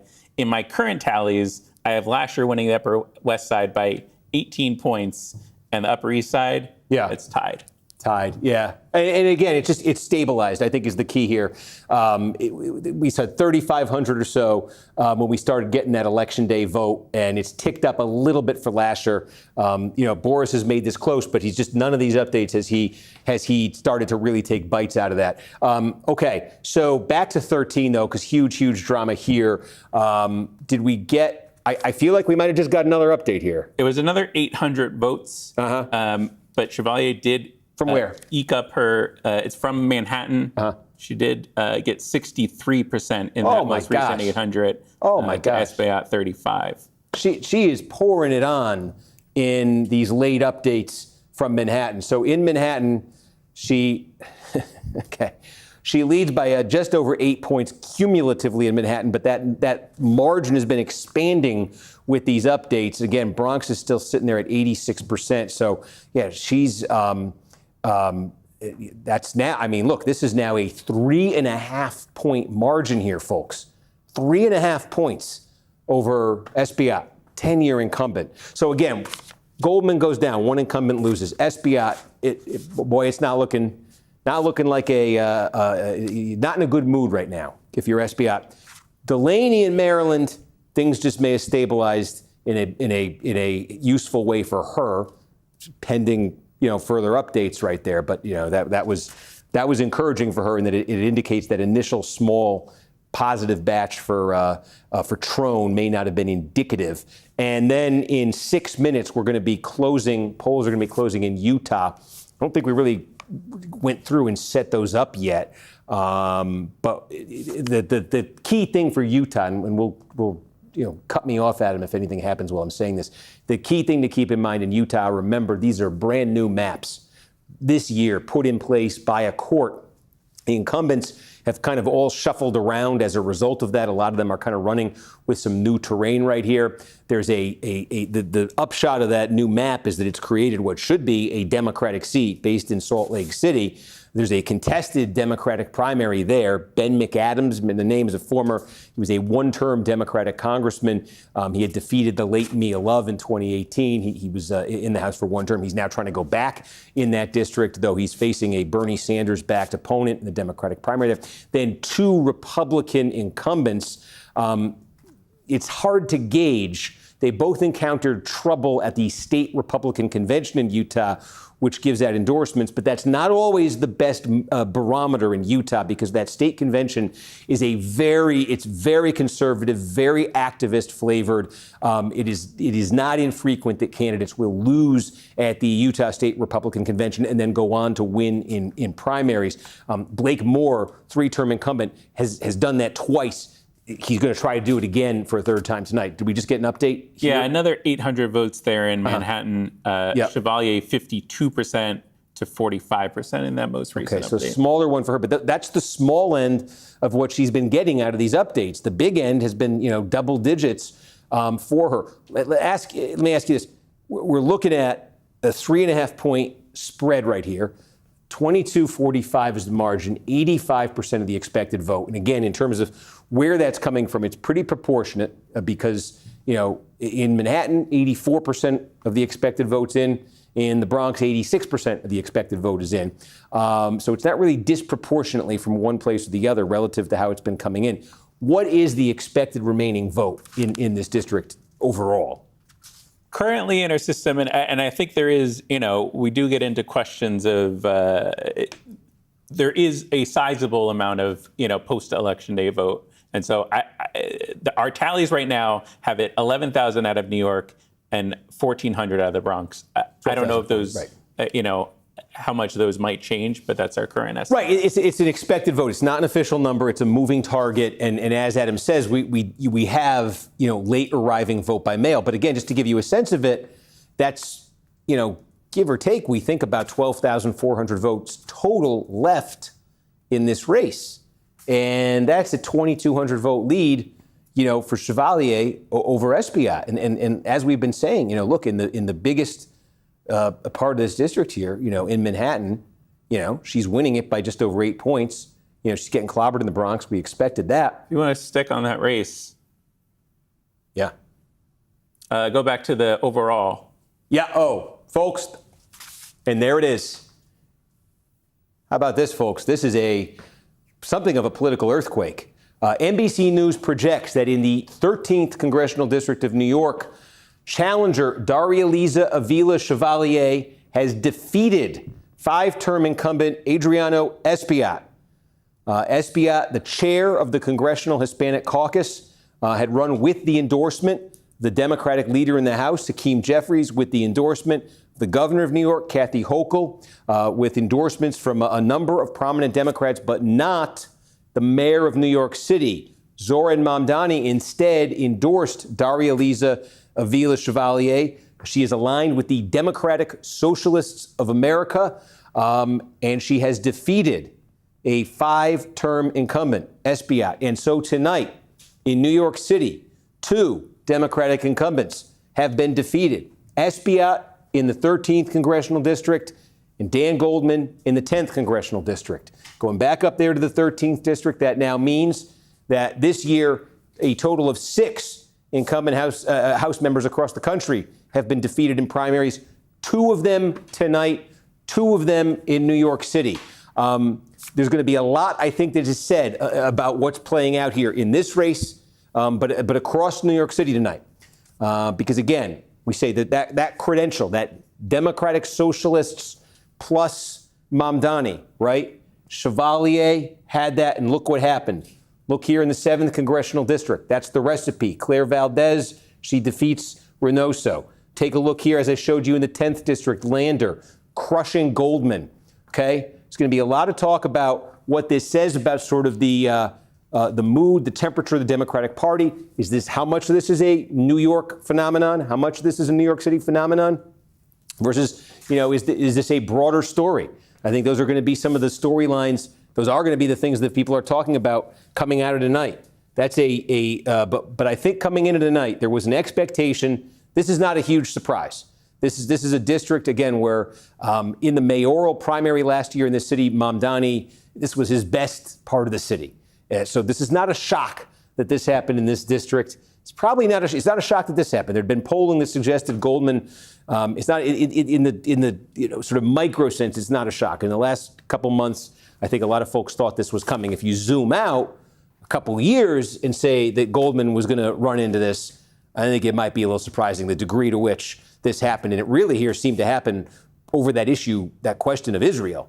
The Lander really went after Goldman on that front. The activists here went after Goldman on that front, and look at that result. And then the 13th Congressional District, again, we say this was the one that I think was very hard to figure coming in tonight. There really hadn't been any great polling out of here. And was this, I think a lot of folks, there were folks who looked at this and said, was this a bridge too far for Mamdani? Well, it wasn't. His candidate has won here as well. So, wow. Well, we said, too, we thought we would get clarity in New York in that 9 to 10 hour. We sure did. The only thing that's left here in New York City is significance that's unresolved, but I think we kind of clearly see, it's now resolved. Good timing, huh?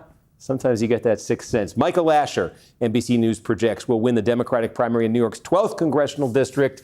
This was the race to succeed. This is the race to succeed the retiring Jerry Nadler, a 34-year incumbent. Lasher had been endorsed by Nadler. He defeats Alex Borez. And again, this district, like just about everything in New York City and Manhattan especially, looks like this. So Lasher clearly the overwhelming favorite in the general election here. So we've got clarity in the New York City races. We are still waiting in the 6th District of Maryland, the western part of Maryland here, for a little bit more. Adam, has there been any more Election Day vote here? There has been another 800 vote update out of Frederick.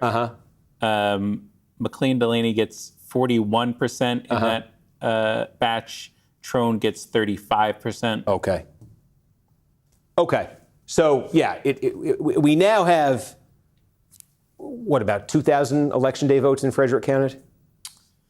Yeah, that's it. Yep. 2,300. We got 2,300 votes here counted Election Day. So now this is no longer a small sample. We got a lot of vote to come. But again, the initial update we got there suggested a possibility for Trone that these subsequent updates, which have been bigger in size, have sort of offset. This is not overwhelming by any stretch of the imagination here, and there's still a lot of vote to come. But things that, what looked like it might be suddenly a crisis for Delaney seems to have stabilized a lot in those updates. Anything from Montgomery? No. Okay. We'll keep an eye on this because this is now, and I just want to, before we, did we get a call here? Well, I'll put it here for a second because I wonder. This district, again, it's very interesting because Donald Trump was sort of at odds with Republican leaders in New York and locally. Trump's candidate here, Anthony Constantino, with a sizable lead with now, 60% of the vote counted here over Robert Smolin, who's a state assemblyman. And again, this is Smolin's district around here. But everywhere that's outside of Smollen's district, and even parts that are in it, you're seeing Constantino's shade of pink here, just a much broader coalition. But this is, we talk about that Trump endorsement. Trump aligned himself with Constantino, went against a lot of Republican leaders here, and Constantino sure seems to be getting the better of Smollen. We showed you as well the 17th district. There ended up not being a ton of drama here. Mike Lawler, the Republican, wins the nomination unopposed. On the Democratic side, it's a romp for Kate Conley. Conley had been leading in the polls. There were some indications that Lawler perhaps wanted Beth Davidson, who was a county legislator from Rockland County, as his opponent, who will not get that. Conley wins this, but this is going to be a district, as we say. The story here really is to come this fall, because this is the backdrop here. Lawler, one of only 3 Republicans nationally who won in a Harris district in 2024. He's going to try to defend that seat against it's going to be, obviously, both parties are going to be super engaged there. Adam, scream if you get anything on Maryland 6, because I'm going to zoom out. We got our first update in Utah. There we go. Let's get out to Utah. That's the one district we don't want to be in. I have a shortcut for it. Yeah, wow. Okay, here we go. 6%. This is Malloy's neck of the woods. Okay, so Iron County, you're talking probably about 10%. Look how sprawling this is. You're kind of going from like the Salt Lake City area here, Provo, what do they call it, the Front Range. You go all the way down here. This is desert. This is Mojave Desert with Arizona. Probably about 10% of the votes going to come out of Iron County here, fast-growing area. This is Malloy's base. Now, the story on this, Celeste Malloy is a Republican incumbent who was elected in 2023 in a special election. She won the Republican primary that year against an anti-Trump candidate.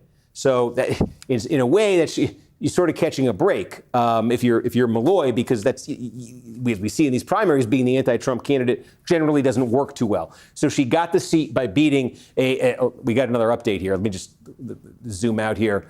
Uintah County. Okay, now this changes the picture a little bit, or clarifies the picture, I should say, because here Malloy is winning big, but this is her base. This is the area she's from.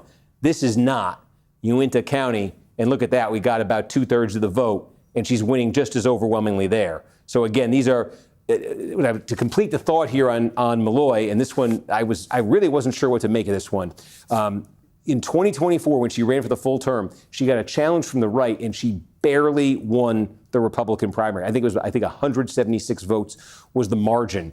And Phil Lyman is an interesting character. He made national news about a decade ago. There was a standoff with the Bureau of Land Management. Trump ended up pardoning him. It's a long story, but I think there was some thought that maybe Steve, we just made a call in New York 21. Yeah. Oh, okay.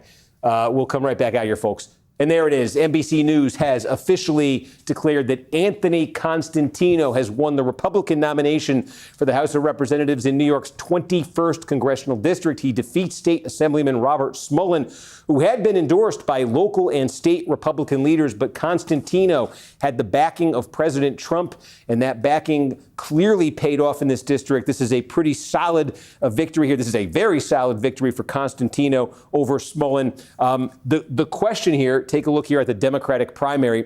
The question here, you don't suspect that this district will be competitive in November, because this is what it looked like in the 2024 presidential election. The drama in the coming days here, though, is going to be this. Smollen has the endorsement of the Conservative Party, meaning they have a ballot line in the general election. The conservative nominee on that ballot line, if he wants to keep it, is Smollen. And this was a very personally nasty campaign between Smollen and Constantino. Now, Smollen can drop out, and I think folks kind of expect that's more than likely to happen here. But if this thing was real bitter, if Smollen gets encouragement, if he wanted to take a shot at it, he could run on that conservative line in November. He could keep that ballot line, and that could scramble the politics here. It has happened in this district before. It's the reason I'm saying this. If you folks are watching this, you may remember the name Didi Skazafava. Remember that name? 2009. If you don't look it up, Google it, because that happened. The Republican vote got divided the exact way I'm describing. So that'll be the question here in the coming days. Does Smollen keep that nomination of the Conservative Party? Does he give it up? Does he give up the campaign? But Constantino, the Trump-backed candidate, with a clear victory, an emphatic victory in this primary tonight. Back to Utah, where this one is not going to be. I was wondering if this one might be dramatic, but it absolutely isn't. Malloy here. This is expansive. Now we're into Utah County. Provo Brigham Young University is here. This is part of this county's in the district. But look, she's winning easily everywhere. The question here was there distrust of Malloy in a Republican base that had been indicated in that very narrow primary win in 24? She did run with Trump's backing. The question was, would Lyman, with some of his credentials, have sort of populist, conservative, outsider appeal? But again, these numbers right now are exactly more than Malloy could hope for. And again, the districts here all scrambled. These are new lines because of that redraw. How about this? This is the other Republican incumbent we said to keep an eye on tonight. Blake Moore being challenged by a state legislator, Carrie Ann Listenby. 15% of the vote. Let's put the counties up here, see where it's coming from. It's all coming from one county here, Cache County, which is basically complete. So Moore wins Cache County 60 to 40. Yeah. We got an update out of 1 as well on the Democratic race. Yeah. Salt Lake's early vote. Wow. Okay. We just got, oh, wow. Get ready, folks. Take a look at this screen here, right? Is it? Okay. We basically got just about all the vote in this. This is the newly created district, right? Just give you a sense of it. That is not accurate. This is a newly created district. To forget you saw that. By this court order in Utah, that the Democrats are strongly favored to win in November. It set off this whole chain of events. Ben McAdams had been a member of Congress from 2018 to 2020. He's now trying to get back in this new district. Nate Bluen had been endorsed, a state legislator who'd been endorsed by Bernie Sanders. I was thinking a check mark might come up. Well, look, you could see 82% of the vote, and it's a 36-point. So McAdams here. There it is. NBC News projects that Ben McAdams has won this primary, and he will become the favorite to return to Congress, again, because of this redraw of the map in Utah. And that takes us back to this second congressional district, because that's part of the story here. And again, this now becomes to the extent there's some drama left in Utah, boy, that went fast. It would be right here. Blake Moore was elected in 2020. He is a Republican, and he is part of the House Republican leadership. He's the vice chair of the Republican Conference. Now, he has definitely had some issues with the Republican base in this state, going back a few terms now. He lost the state convention endorsement in 2022. Got onto the ballot in the primary, won anyway. He lost the state convention endorsement in 24, got onto the primary ballot, won anyway. He lost the state party convention endorsement in 2026, petitioned his way onto the ballot, and wins the Cache County. You can see it's about a sixth of this district. He wins that's basically all the vote from Cache County. He wins that. But to the extent there's any suspense here, his opponent, Listenby, tried to make that redraw the issue in this, that ballot, the map redraw an issue in this campaign, because it clearly has displeased Republicans in Utah that the map was redrawn, that Republicans will almost certainly lose a seat in Congress because of that the Democrats will gain a seat. It's a court-ordered map that's in place this year. Lisenby has made the case that, look, one of the reasons the base of the party has distrusted Moore a bit through his term in Congress is sometimes he stakes out some moderate positions. One of them that he tried to stake out was on this question of gerrymandering. And she was saying that he backed an anti-gerrymandering measure a few years ago that she was arguing to voters helped precipitate, accelerate the chain of events that led to the court redrawing the map in a way that took a seat away from Republicans and will likely give it to Democrats. So this was a bit of a barometer. Moore has had problems with the base before. Would this map create new energy that had failed, the kind of energy that would be needed to topple him in a primary that hadn't been there before? And again, we've got Cache County so far, nothing else, but that is a 20-point margin for Moore right there. So we'll just wait to see if we get another update. Logan, Utah is there, but the biggest part of this district would be Davis County. Half the vote is going to come right here out of Davis County. What else we got here? Weber County, Weber State. Anybody remember Harold the show Arsenault. You remember him, Adam? No. Weber State, 1999. He went nuts in the second half. They knocked off North Carolina in the first round of the NCAA tournament, one of my favorite upsets of all time. So we'll keep an eye for any more updates here. Only one county. Maryland 6. We got anything here? Our most recent update was about 3 minutes ago from Frederick County. 444 votes was the update there. McLean-Delaney gets 37% in that latest batch, and Trone gets 33%. So what's the cumulative Election Day vote there? For Frederick specifically? Yes. 40 for McLean-Delaney. Right. 35 for Trone. And how many votes is that? 3,000, and we have on the books about an estimated 1,600 left of the Election Day. We have a... That doesn't. Yeah, and it's unclear because in my breakout here we have a pool of majority of that pool as mail-in expected remaining.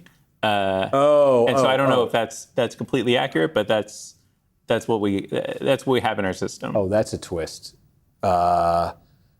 We think there's a lot of vote by mail left. Potentially. What do we think in Montgomery?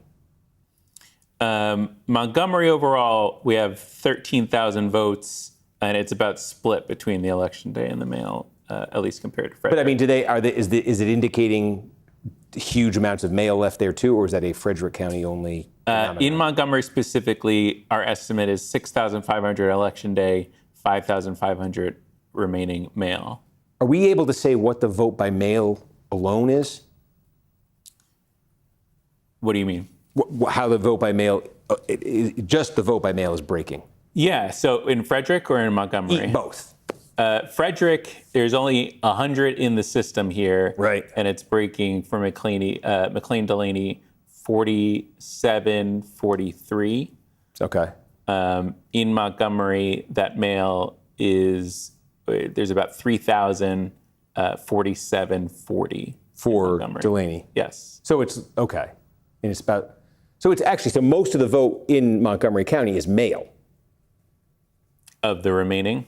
We got 61. I have about 7,000 votes cast. You have 3,000 of them are mail. So it's not most, but yeah, a big chunk of the vote that's been counted there is mail. And early in person. Yes, advance for sure. Yeah. Okay. A little confusing. Could we check with the decision desk on exactly what? Yeah, and we just got an update on Montgomery. If we want to take a look. Okay. Yeah. What is it telling you? So that's 965 new votes. What kind of vote is this? I'll get back. Election Day. Okay. 52 for McLean-Delaney and 31 for Trone. Okay. I feel like we've seen a couple Election Day updates in Montgomery, and they've both been good for her. Yeah, that's right. Our composite Election Day in Montgomery is 52-30 for Delaney. Okay. And it's 52-30. And how much Election Day do we think is left in Montgomery? 5,500. Okay. So if she could at that rate, she could net 1,000 votes from that batch, from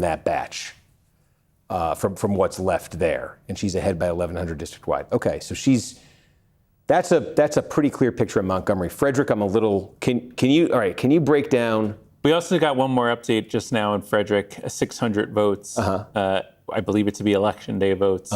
42 Delaney, 41 Trone. Okay. And just in Frederick, how much vote by mail has there been? How much early and how much Election Day has there been? So I currently have it as 3,700 Election Day votes, 101 mail, 4,500 early in-person votes. Okay. And the early in-person, we saw Delaney had won that by about 5. Correct. Okay. And the Election Day is now breaking for Delaney? By about 4. Okay. And so the mail is the piece of it that we don't really have any sense of, but we have 100 votes. That's my rough sense. Okay. Yeah. All of this is consistent with what what I think we've been largely saying here, minus one or two updates, which is these are, Trone has gotten himself in the game. He's gotten close here, but we're not seeing true trends emerge yet that would have him surpassing her yet. And that's with half the vote in now, district-wide. Let me go back out to Utah. Boy, it's coming in real fast here. I'm wondering if I sit on this, maybe. Nothing more in District 2. But yeah, I was interested in this one. Like I said, I thought, I didn't know what to make of Malloy's relationship with the party base. If Lyman was the kind of candidate who could capitalize on any restiveness there, but the answer clearly is no on that one. So question asked, question answered. In the 3rd district, we showed you the Democrats, Ben McAdams in the 1st district, and we show you Blake Moore with one full county in so far. It's a pretty sizable one, and we told you about the dynamics there. So just kind of waiting on that and kind of waiting on any kind of more clarity here. The other question in Maryland that we need to say here is, did we write this down?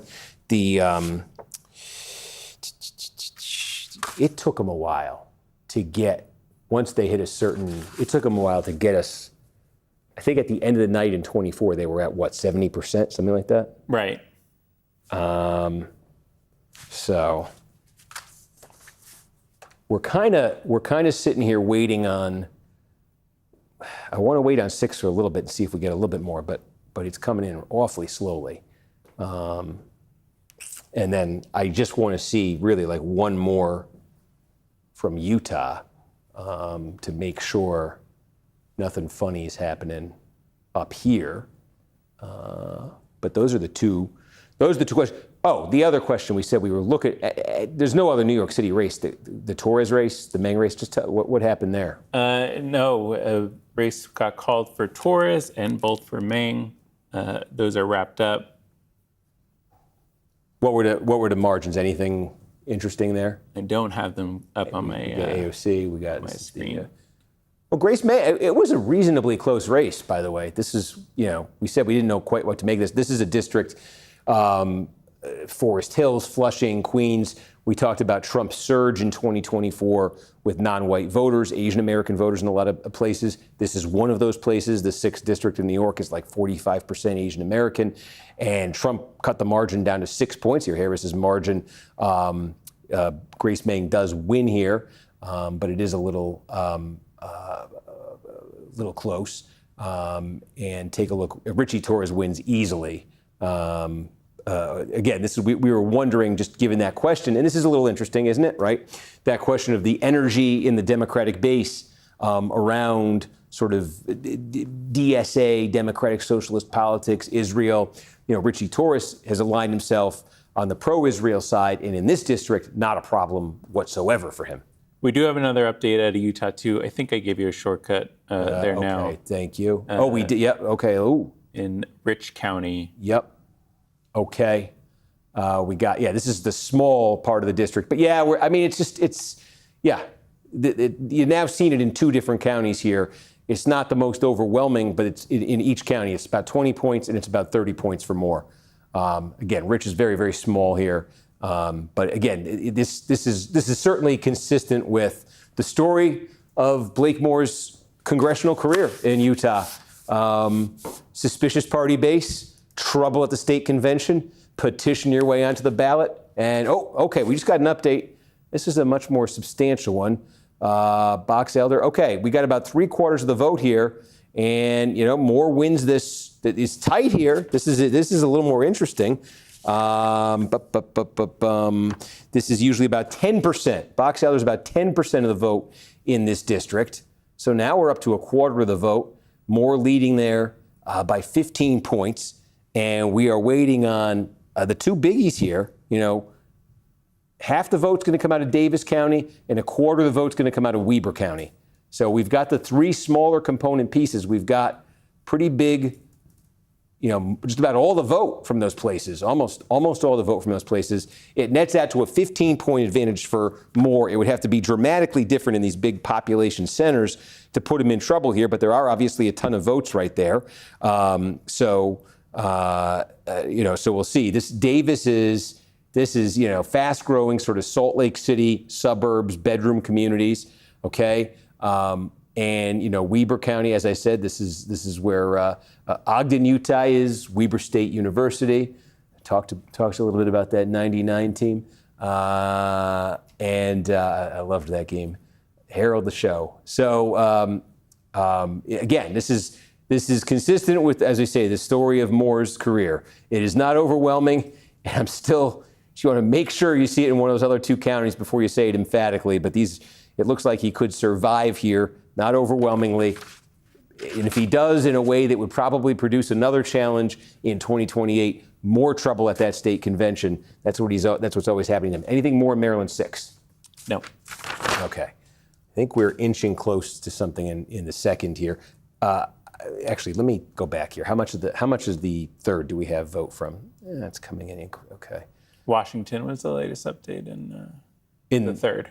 Yeah. Well, there it is. We've officially called it. NBC News projects Celeste Malloy will win renomination. Not a huge. It's a solid margin. Again, my interest in this was a curiosity. I had a theory she might be in a little bit more trouble than it turns out she was in, which is to say she was not in much trouble. But it's 31% for Lyman right now. So we're waiting. Whoa. We just got a ton here, huh? We just got one of the big counties. What did we get? Okay, Davis County. There's your clarity. This is it. Half the vote, Davis County, half the vote in the district comes right here out of Davis County, big, fast-growing bedroom community. We got just about all of Davis. It is not overwhelming, but it's a very solid margin for Moore. And now we have 2/3 of the vote district-wide. Moore's margin, 17 points right here. So it is not yet called, but if I string out my words, is there a chance something might happen here? No. I suspect that's coming. Maybe they want to. They may, in honor of Harold the Show Arsenault, they may want to wait for Weber County. But you could see again. It's just Moore's.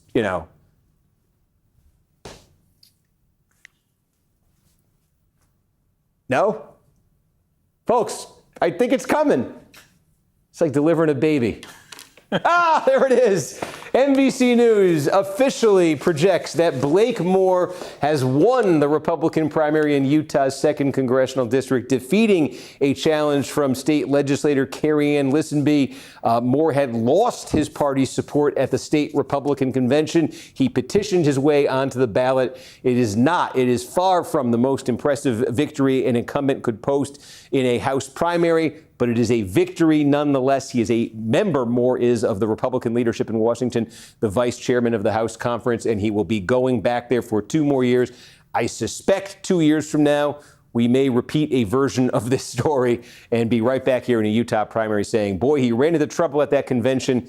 What's it going to look like in this primary? So Utah, we've answered our questions in Utah. The 2 Republican incumbents we wanted to look at both survived, and the Democrat in Utah's 1st Congressional District, newly created Democratic-leaning 1st Congressional District, is former Congressman Ben McAdams. He wins that thing in a walk over Nate Bluen, who ran with Bernie Sanders' support.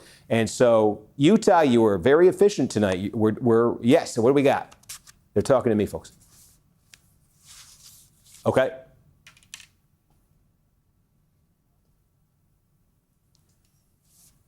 Oh, okay.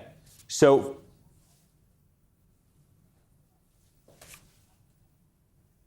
in the end. Okay. And I do that right now? Okay, folks, hey, you want to see a little bit of behind-the-scenes TV here? What we're going to tape, they got a little teleprompter in front of me. This is a cut-in they're going to use, to air kind of overnight and stuff. So I'm going to put on my very serious news person voice here. I'm going to read the intro, do a little stuff at the board, read an outro, and then we'll talk, and we'll see where we are right after this.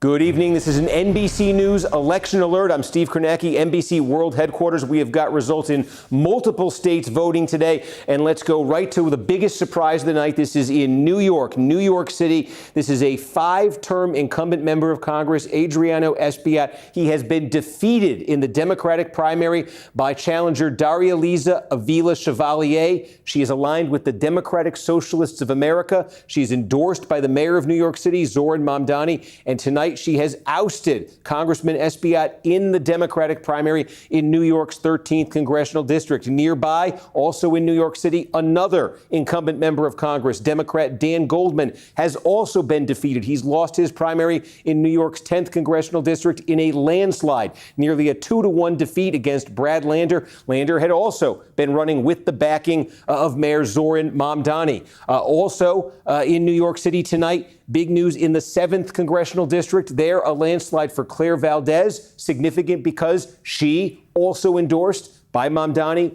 also aligned with the Democratic Socialists of America. This is an open congressional seat triggered by the retirement of a 34-year incumbent, Nydia Velázquez. Valdez wins this easily. Another long-serving incumbent retiring in New York's 12th congressional district, Jerry Nadler. He will be replaced as the Democratic candidate there by Micah Lasher. Micah Lasher winning this primary over a state legislator, Alex Boris. Other news tonight from around the country. In Maryland, it is still a cliffhanger in the 6th congressional district here in Western Maryland. The dynamic here, an incumbent, April McLean Delaney, being challenged by the man who had the seat before her, David Trone, a former member of Congress, trying to get his seat back, challenging his successor in the primary. Tons of money went into this race. Both candidates wealthy. Trone had spent $25 million. There are still votes to be cast, still a close race right there. And then out in Utah tonight, a couple of Republican incumbents who faced potentially competitive primaries. Blake Moore, first elected in 2020, had lost the Republican convention endorsement in Utah, but he made his way onto the ballot by petitioning. He wins in his primary. Another Republican incumbent who attracted a challenger, Celeste Malloy, she easily dispatches of hers. And in a newly created district, there was a lot of drama around the drawing of congressional lines in Utah this year. A court stepped in, drew a new map, created a new Democratic-leaning district. And in that district this evening, Ben McAdams, a former member of Congress, wins the Democratic primary there. And again, under this new map in Utah, he will be favored to win this district in November. So results still coming in some of these places, but some major headlines certainly tonight from these primary elections. And thank you for watching this special report. More news is straight ahead on NBC News Now and on NBCnews.com. I'm Steve Kornacki. Have a great evening.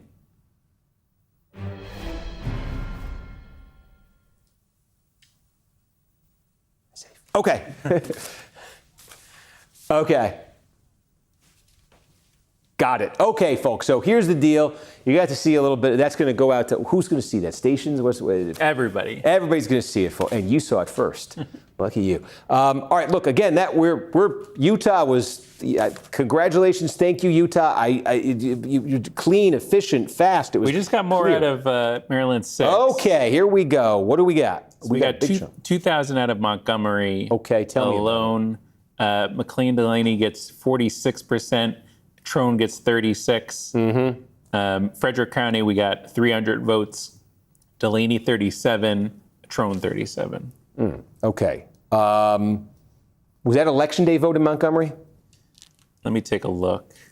It seems like she's putting up. Yeah, it looks like it's election day vote. Right. She led the early vote, I think, by 10 in Montgomery. She now leads the running total by 11. So she's done a little bit better with the election day vote. And we said that Trone. We said Trone probably needs to win. When we first got the early vote here, we said Trone probably needed to be winning the remaining vote by about 5 points.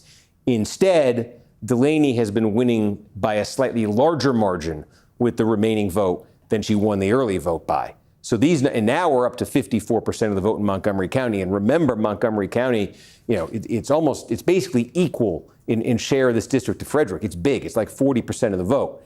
So that's a 1,400 vote margin, about 5 points district-wide for McLean Delaney, with half the vote counted. I think the numbers are pretty encouraging for her in Montgomery County. Frederick County, too, there's just the wild card is there's so much, again, this is like 40% of the vote in this district. There's so much vote to come. There's some question here that we've been having a little bit of difficulty with discerning exactly which types of vote here, but are remaining and to what degrees. But you're not seeing in any of those different types of vote or any of these places an obvious place where Trone is putting up the kinds of numbers and establishing the kind of trend that he would need to actually overtake Delaney. But then again, it is only 5 points. So if that, with the vote that's left to come here, the possibility that there could be a shift here in his favor exists. That said, it's 10:33. We said this at the beginning. We've got this Q&A. Remember were you watching at the beginning? We did the barcode. If you got the barcode, if you signed up, if you haven't signed, oh, there it is. Get the phone out.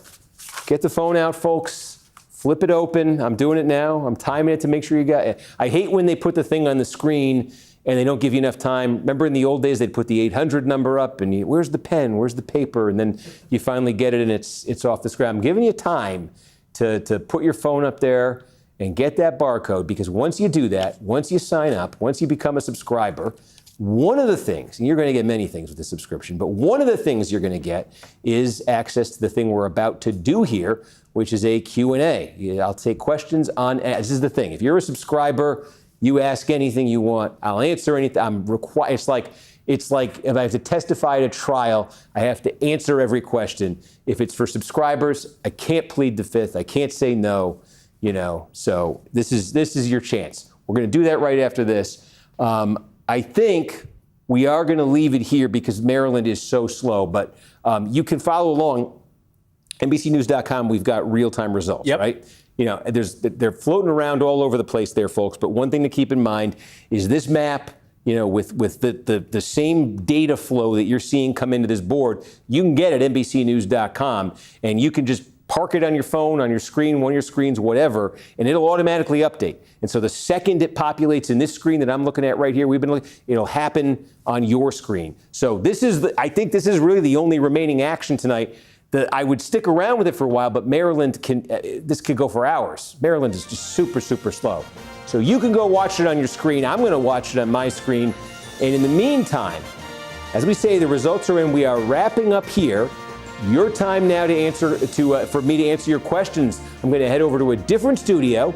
You got time to go to NBCnews.com. You got time to go to our NBC News app and subscribe.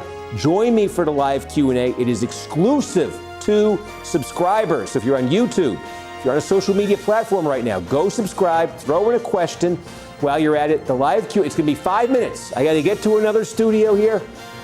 Can I use the restroom on the way? And then we're going to pick it up. I hope to see you there.